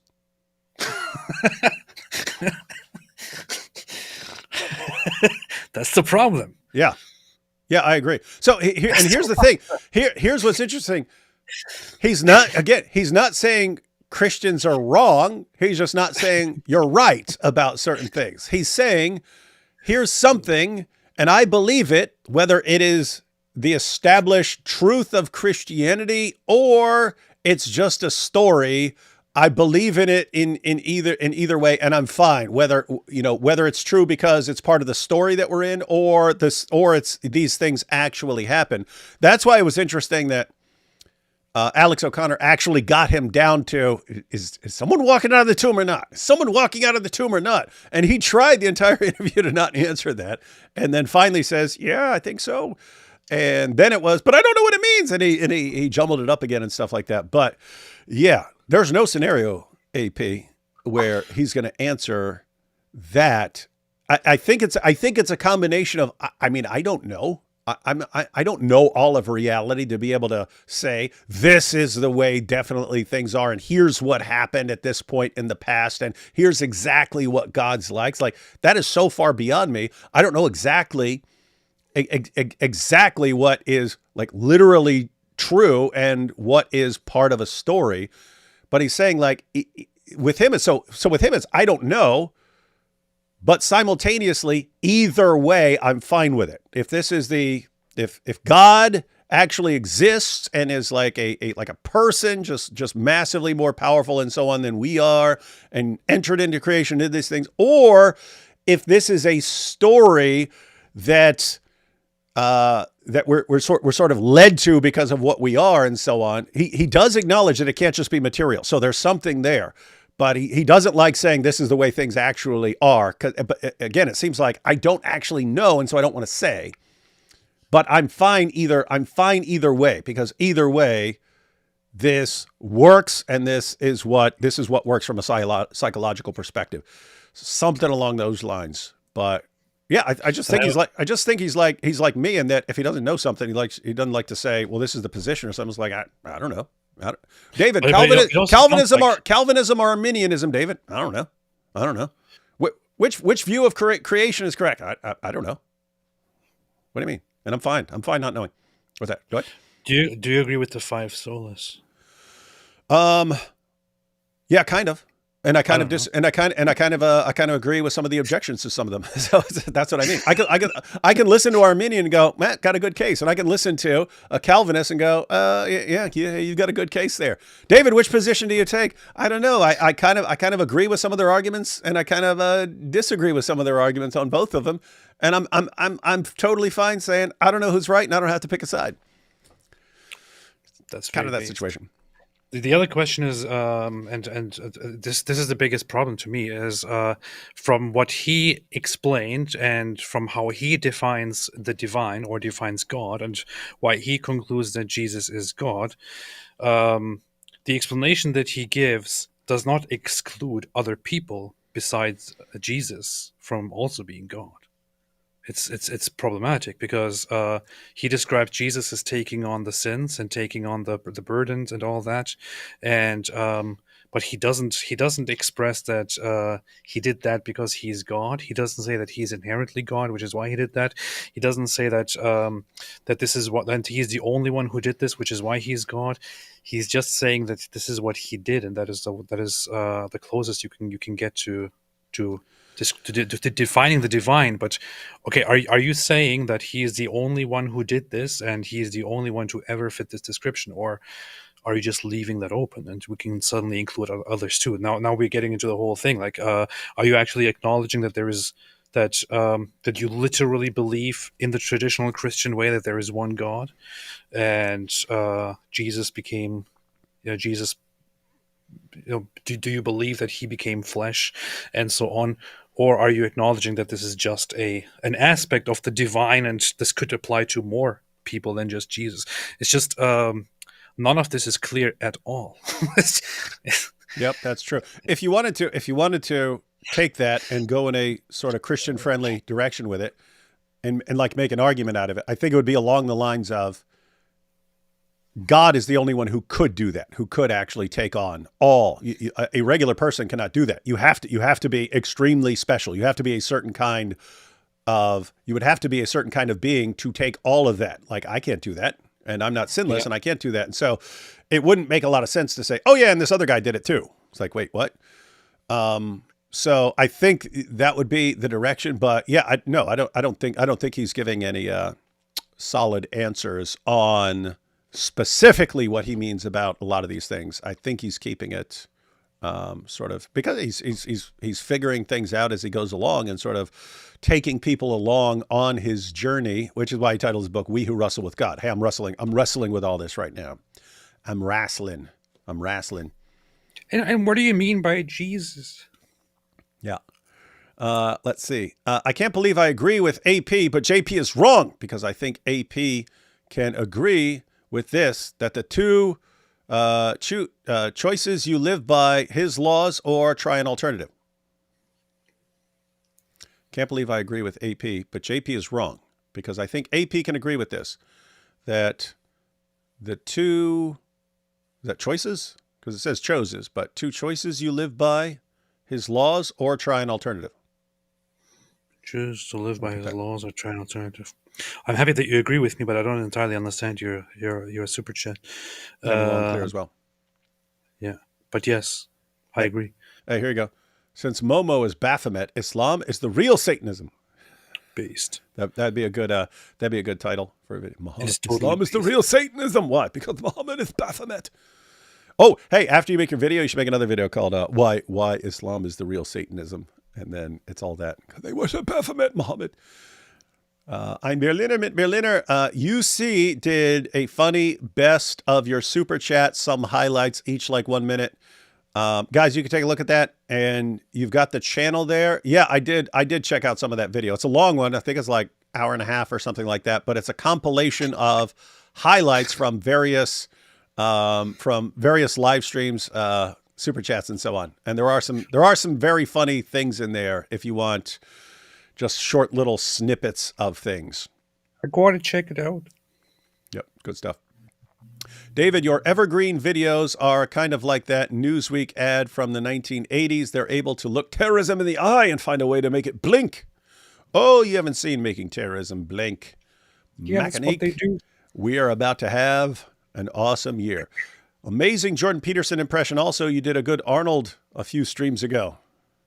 I don't remember that, but I probably did. I never did an Arnold. Thanks for inspiring my faith for years, David. It's what we do. Welcome. It's what we do. In the Old Testament, God appears in the form of a man known as the angel of the Lord. In the New Testament, that form of a man was born of Mary as a son. It is in this sense that Jesus is the Son of God and God. Yeah, the angel of the Lord. You have don't say that. You don't shake your head because I'll block you. The angel of the Lord in the Old Testament. You have some who disagree, but very common in Christianity view the angel of the Lord as the pre-incarnate Christ. And you've got an agnostic shaking his head, but what do they know? Literally nothing. It's how they define themselves as not knowing. I'm not even shaking my head at that. There you are. I'm shaking my head at this guy who said I thought Why Baphomet don't you shake your booty? What? Baphomet was Templars. I said this is. They did use that. Do you want to explain it to him again? I can give a very short breakdown. I should really make a video about this. It's funny. You should. So the Knights Templars were based people who were the heroes of the Crusaders. In fact, they established an amazing system. They did banking back then. They did such a thing as when Christians, when they go on a pilgrimage, they give their money to the Knights Templars. The Knights Templars had a system established where they take the money and put it into a bank. So you're saying the Knights Templar were Jews? Yes, because Jews control the banks.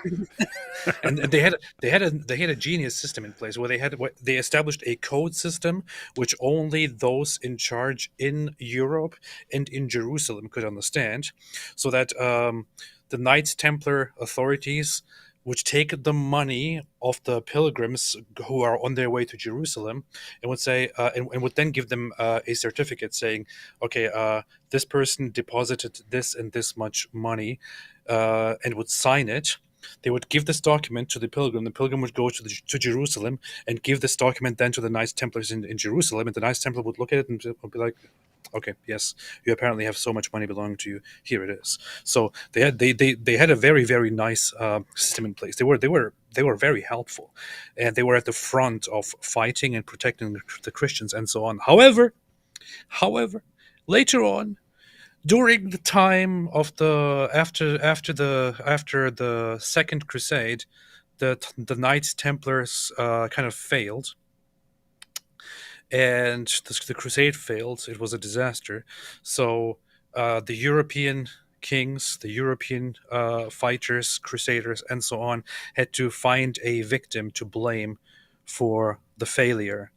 They couldn't blame the Pope. They couldn't blame themselves. They were too far above that. So they had to blame those little guys, those religious guys who were giving their lives to protect Christians. They had to blame the Knights Templars themselves. And they also started creating fake theories about them. The French king in charge had huge debts to the Knights Templars. So he started with this whole conspiracy theory that the Knights Templars were actually a secret cult, a secret organization that stole people's money, which is why they were so rich. That was actually not the reason at all. It's because they had just lots of money, which would be donated to them or deposited to them, and so on. But he started accusing them of various different things, including of worshipping an idol named Baphomet that nobody knows what it looks like. Back then, in the time of the Knights Templars, Baphomet was not a shape. It didn't have a shape. The whole shape of having a goat and all of that only came into existence much later in the 1800s by occultists who ascribed a certain shape to Baphomet. So, in the time of that French king, King Louis something, I always forget. He accused the Knights Templars of worshipping Baphomet and of stealing people's money and of actually forming a cult where they secretly worship this thing and do all kinds of weird sexual practices and want to destroy Christianity from inside and so on. Of course, the Knights Templar were like, "What are you talking about, bro?" So the French king convinced the Pope at the time to shut them down and to bring them to justice. They ambushed and took a bunch of the Knights Templar members and started brutally torturing them and getting false confessions out of them, including by significant, severe, brutal, unbearable torture. The Knights Templars started confessing to indeed worshipping something named Baphomet, but they all had completely inconsistent descriptions. Like some of them would say, "Yeah, it's an idol that has 3 heads. Yeah, it's one that has a cow head. Yeah, it's one that has a goat head. Yeah, it's one with one eye and a long beard," and so on. So these were obviously forced confessions. After they were tortured, they would recant on their confessions, would say, "No, we were tortured. We don't worship anything. We only worship the Lord," and so on. But it was already too late at that point. The French king was hell bent on killing them and taking their money and eradicating his debts. So he went through with it and he executed them, a bunch of them. He also got the Pope's approval to shut them down. Although the Pope later on said, "No, we don't give you the authority to execute them," he said, "Well, I don't really care about that part. I just want to execute them and take their money." So the French king went ahead and had them executed. In fact, you know what happened? It was very funny. This is actually very, very cool. The last the last Grand Master of the Knights Templar, he was being executed, he demanded that they or he wished that they turn his stake at which he would be burned toward the Notre Dame, so he could have a very nice view on it as he's dying. And as he was being burned, he called out and said, "I hereby condemn the king and I condemn the Pope for letting this happen." And in the hereafter, they too will die and they will meet me before God and they will answer for their crimes very soon. So this is what he apparently said. And within the next 2 years, both the king and the Pope died. The king died in an accident. The Pope died in some other circumstances. They both died, which is what gave people this weird, very creepy thing like, wait a minute. Did they die because he said they would die to face him? But anyway, after this, people started creating all kinds of weird conspiracy theories about the Knights Templars, including, to this day, some people are saying the Knights Templars are actually this secret organization that is behind everything. It's all nonsense. People fell for some conspiracy theories, just like they do today. That's what they do. This was you have someone here, ladies and gentlemen, with an odd obsession with the Knights Templar, telling you that there is no Knights Templar conspiracy. And people always wonder if AP is actually secretly something else. Is he secretly this? Is he secretly that? He is openly acknowledged to having multiple Baphomet statues in the past, and for some reason is the world's leading authority on all things involving Baphomet and the Knights Templar. Broke down the entire group and its history, and then assured you all that it's not a real thing, and they're not behind the scenes pulling the strings. Right? Sure. It is a funny thing. I actually read a book on the history of the Knights Templars, and also one on specifically on the trial of the Knights Templars, which is why I'm for some reason obsessed with it now. I bet that's the reason. Hey, Isa Kabir says, some people say I'm like Jordan Peterson. Lol, I think you are significantly more like Jordan Peterson in your thinking than most of us. Isa. So I think you are Jordan Peterson. Yes. Have we ever seen Isa and Jordan Peterson in the same room? No. Not a bit. From personal experience, I think JP is back to drinking. Look at his flash face. I hate to say it. I believe he's actually sick. He's like got a cold in that interview, and he's probably he sounded sick. I could tell by his voice. He was a bit hoarse throughout that, so I would give the benefit of the doubt and attribute that to him having a cold. And I'm saying that because everyone I know in any close proximity to me has had a horrible cold in the past 2 weeks, including me and including everyone in my family. He does look like a horse. Yeah. Mm-hmm. I went to a wedding in Russia. Ceremony was at the government civil wedding building. Icons on the walls, just like a church, but not Christian. It was a cliche atheist church environment. Sounds like those Russians. JP tried every hypothesis that could help avoid accepting Christ. Didn't work. True. I love seeing him struggle through it. I'm the same in that regard. Yep. Got to keep at it. Let that be a lesson to everyone. Got to keep going. Keep going. Peterson, Anne says, Peterson seems to think that God is an abstract concept of the highest good, not an actual being. It matters a lot. Jesus lives. I don't know. I think what he's saying is, as far as psychologically, it wouldn't matter if there's like a being. Because remember when the guy said, what are you thinking of God as a person up there? Say, hey, don't think that's too silly. Don't think that's too silly. Human beings are the most sophisticated, complex things we are aware of. So if you're thinking of your own mind, it kind of makes sense to think of God as, it kind of makes sense to start with yourself and then to move on from there. I think what he's saying is whether God is this abstract concept or something like this, or, something like what Christianity is teaching, it wouldn't change. It kind of wouldn't change his view of the relevance of all of this. So I think if you asked him, hey, is God just an abstract concept? I don't think he's going to say God is just an abstract concept. But he seems to be saying, okay, I've kind of narrowed it down to this spectrum of ideas. The truth lies somewhere in here, but I'm not pointing at exactly what the official truth is. It's somewhere in this ballpark, and it ain't atheism, and it ain't Islam. Who's up for starting Petersonism? That would be funny. Calling something Petersonism. Let's do it. Genuine question. Josephus. So Edward says, genuine question. Josephus and Tacitus proves crucifixion historically. I have a problem with that. I have a problem with that as well, especially with the rest of the comment. What? I would say it's evidence, but I would say evidence too. Yeah. I'm glad we. In other words, so you have Josephus and you have Tacitus. Tacitus, Roman historian. Josephus, Jewish historian. They both refer to Jesus' crucifixion. And so what you'd say is that's evidence, but you wouldn't say proof, because the reason you wouldn't say proof is by this time a Christian story could have circulated and these guys could have heard the story and then repeated it and so on. Precisely. Yeah.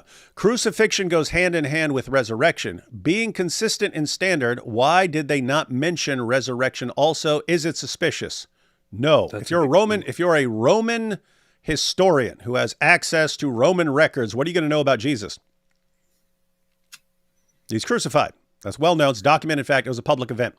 Are you going to say resurrection? Well, only if you're going into detail about what Jesus followers believe. He seems to have a very loose understanding of Christianity because of the persecution that broke out under Nero. And he's, hey, there's this weird group, and their guy was crucified, and then it spread a superstition that's going all over the world, and then Nero persecuted them and so on. Josephus, that's more interesting because you can get that from Josephus. You can get resurrection from Josephus. You just have to. Was that originally in Josephus? Because there are suspicions that later scribes actually embellished the story. Now, to be clear, so there are people who believe that none of that was originally in Josephus. That's the minority position. Most people believe Josephus did say something about Jesus. And then you have whether all of it is from Josephus, the entire quote is from Josephus, as it occurs, or was it embellished? So there was something there, and then it got embellished, and then they'll try and figure out what was embellished. Matter of fact, just for kicks, let's go ahead and read these. Let's go ahead and read these two passages because they're both pretty short. So here's what Tacitus says. Here's what Roman historian Tacitus says. But all human efforts, all the lavish gifts of the emperor, and the propitiations of the gods did not banish the sinister belief that the conflagration was the result of an order. About the fire in Rome. Consequently, to get rid of the report, Nero fastened the guilt and inflicted the most exquisite tortures on a class hated for their abominations, called Christians by the populace. So saying, hey, there's a big fire. Everyone wanted to assign blame. Nero said, hey, a lot of people don't like these new Christian guys because they're weird. Let's go ahead and blame them. Christus, from whom the name had its origin, so that's Christ, Christus, from whom the name had its origin, suffered the extreme penalty during the reign of Tiberius at the hands of one of our procurators, Pontius Pilate, and a most mischievous superstition, thus checked for the moment, again broke out not only in Judea, the first source of the evil, but even in Rome, where all things hideous and shameful from every part of the world find their center and become popular. Accordingly, an arrest was first made of all who pleaded guilty. Then, upon their information, an immense multitude was convicted, not so much of the crime of firing the city as of hatred against mankind. So he mentions the crucifixion. He says that that a superstition around this crucifixion broke out. He doesn't say what the superstition is. What's the superstition? It's got to be something about Jesus being Lord or Jesus rising from the dead. Because someone was crucified, that's not a superstition. That's a known historical fact. So what's he say? This crucifixion had something to do with some superstition that broke out, and then he killed a bunch of people, and then it broke out again. And so he doesn't explain it. So how are you getting in there? Therefore, there's no resurrection. What are you talking about? We have records of the resurrection long before Tacitus. The creed in 1 Corinthians 15 is long before this. So what are you saying? Tacitus, a Roman historian in a different part of the world, doesn't mention something, therefore never happened. That's insanely stupid reasoning. So no, I would not think that's suspicious. Now, again, the passage in Josephus, here's the Testimonium Flavianum. This is the long version. It's still short. About this time there lived Jesus, a wise man, if indeed one ought to call him a man. For he was one who performed surprising deeds and was a teacher of such people as accept the truth gladly. He won over many Jews and many of the Greeks. By the way, little side note. That's part of the reason that people would think, if you wanted to doubt and say, because keep in mind, you don't have an original copy of Josephus. You don't have what Josephus actually handed people. You don't have the original manuscript. You have later manuscripts which are copied by scribes. And so if all you have are later manuscripts copied by scribes, say, okay, could a Christian have embellished this sort of thing? Well, when you're doing that, you start looking for, okay, what are things a Christian may have embellished and what doesn't sound like something a Christian would have said? So when you say a wise man, if indeed one ought to call him a man, that looks like something a Christian may have added. Keep in mind, there are people who think the entire thing is authentic. I'm just saying, if you were looking for things to be suspicious about, this kind of goes both ways. If indeed one ought to call him a man, that's something you might be suspicious about. Does that sounds like a Christian talking, not a first century Jew, right? But then you keep reading, for he was one who performed surprising deeds. Guess what? That's widely acknowledged back then. And was a teacher of such people as accept the truth gladly. Here's the thing. He won over many Jews and many of the Greeks. Would a Christian make that part up? He won over many Jews and many of the Greeks. This sounds like a person who doesn't know much about Jesus, who's hearing about Jesus. It doesn't sound like a Christian's not going to say, yeah, and Jesus went among the Greeks. What are you talking about? That sounds like someone who doesn't know a lot about what he's talking about. So that does sound something like someone who is trying to write something and briefly mention Jesus, but he's just heard some stuff, not like something a Christian's going to add. And so, good point. Yeah. Good point. Good point. And when, upon the accusation of the principal men among us, Pilate had condemned him to a cross, those who had first come to love him did not cease.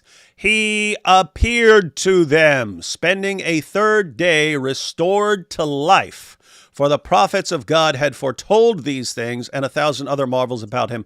And the tribe of the Christians, so called after him, has still to this day not disappeared. So as you have it in Josephus, he did appear to his followers. So you could say, hey, that part wasn't in there.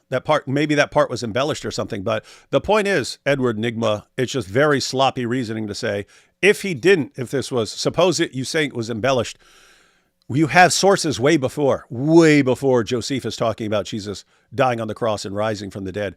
Someone not mentioning it later does nothing to do that. And if that's your historical method, you'd have to say anytime someone later doesn't mention something, then that calls into question the early records that you have, and that would just be extremely sloppy way to do history, or you would not be accepted by historians. You call them a historical method. Yeah. And I want to point everyone out the note on the screen, and this is the proof. What note? Nothing, it disappeared. I was all about to tell you that JP said Jesus is God. It's like telling Mojab, I don't buy your Allah again. It's getting really ugly for Dawa clouds. Yeah, that's why I said, I don't know if you were here earlier, but I'm going to put those two little clips together and circulate them. Please do a video on Roman Catholicism or recommend material for me to bring my in-laws to faith. Pretty much a 0% chance of me just making a video on Roman Catholicism. I would have to study it, and I'm probably not going to. I'll let Catholics who are interested in showing that Catholicism is true, and others who argue that Catholicism is not true, they can have that discussion. But that's for other channels. Watch Trent Horn. He has useful videos on that.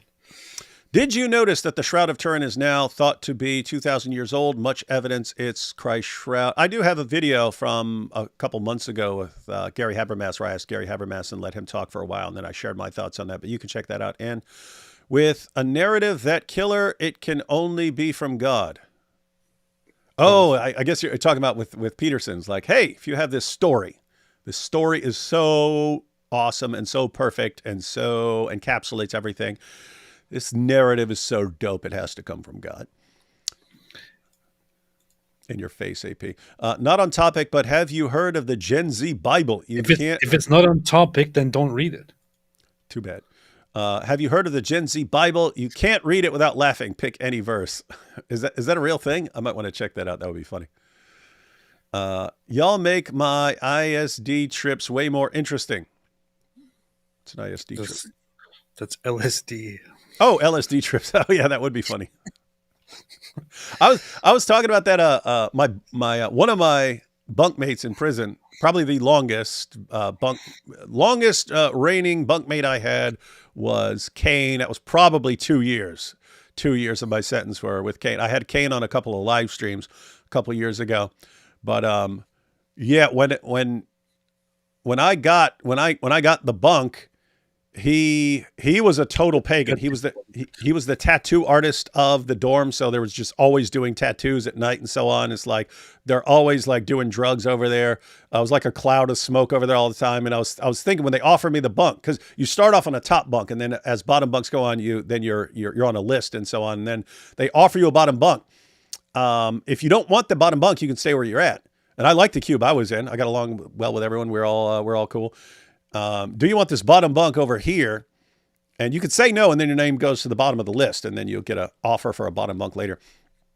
Anyway, went over there, and this is the drug capital of the dorm, the tattoo capital of the dorm. I was like, I don't want to go over there. I was like, wait a minute, what if God has given me an opportunity to go over there and talk to these guys and witness these guys and stuff? So, all right, I'll take it. So I go into Pagan Central, but I would sit there just reading the Bible. All this stuff's going on. I make sure I was just sitting there reading the Bible all day and stuff like that. And I keep this cup of water.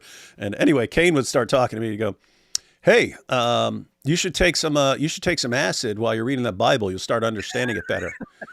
And I'll be like, no, I'm fine, dude. I'm fine just reading. It's like, no, the words will come off the page. You'll understand them like you've never understood it before. I was like, no, thanks. He goes, I'll tell you what, I'm just going to go ahead and slip some into your water one day when you're not looking. You're going to thank me later because you're going to understand the Bible. And I'm like, dude, if I ever start feeling freaking weird after taking a sip of water, it's on. It's on right now. We're going to be fighting all over this dorm, so don't freaking screw with me like that, right? That's where I was drawing the line. Anyway, that's a guy I mentioned him a little while back that he had all these like Nazi tattoos and stuff on him, and he became a Christian and got those tattoos removed and so on. But yeah, I've never been on any sort of LSD, acid, any of that type of stuff. But it would be funny if you thought maybe God has something in store for me. Maybe there's a purpose, and then you actually go there, and then you start getting like going on drugs. Yeah. I get all messed up, and then and I become a total pagan. You see. Stefan the Pelted said, that's why I don't listen to JP. A waste of time. No, this is good stuff, man. You are in real time getting to see an extremely intelligent person wrestle with these issues from the perspective of psychology and human psychological well-being. I think it's very interesting. I do wonder how you would fare on psychedelic drugs. It's an interesting mix to think of. Yep, that would be fun. We could always try it for an experiment one day and see what happens. I have nothing to say. Just thought it would be rude not to type something. That's all. That's true. Based. That's a good point. Let's see, brother. I have gout. What gout, man? That's good. David and AP, love you guys so much. I'm glad someone does because there are lots of people who are mean to us. JP said embodiment. The narrative is actual. Well, no, because even embodiment can be ambiguous, right? Embodiment is actually body, talking about a physical body and so on. But embodiment, you can say this is the embodiment of that or something like that. I think he uses those words sort of in an ambiguous way where you can interpret it either way. He's fine with that. The embodiment of I don't know, virtue or something like that, which doesn't necessarily have to mean anything. Yeah, that's true. But you're right. It's it's good he's going in that direction and talking like that. That's good. Thank you, Jeremy Hunter. That's what they do. AP's main focus today was to educate people where the Baphomet comes from. By the way, AP, do you know Irfan's intros for his topics like Achtung, Gehirnzellen, Jihad? What is that word? Jihad. That's how you spell jihad in German. What? That's how you spell jihad? Never knew that. Yeah. No. Oh, wait. No, he made a mistake. There should be he put a J there. There should be an H. But yeah, it's jihad. What a stupid way to spell jihad. Well, because in German, to make the sh sound, you put SCH, so it becomes a giant mess. And there's no way to put a J in German, so you have to add a D at the beginning, and that's what you end up with. This is why it's good that the Germans lost, everyone. It's good that the Germans lost. AP and IP did a great interview. Powerful. Is that true? Thank you. Yes. Let's see. It was powerful. JP can separate the incarnation. JP can separate the incarnation from Platonism. That's been the game the entire time. Yeah, Platonism would have a concept of the highest good, goodness itself. You have people, so that would kind of be the God for Plato, the good, goodness itself, the form of the good. But the form of the good, or goodness itself, is not something that does anything. So it is an abstract. It is an abstract thing. And so got to make the distinction. Tacitus, Houston, we have a problem. What?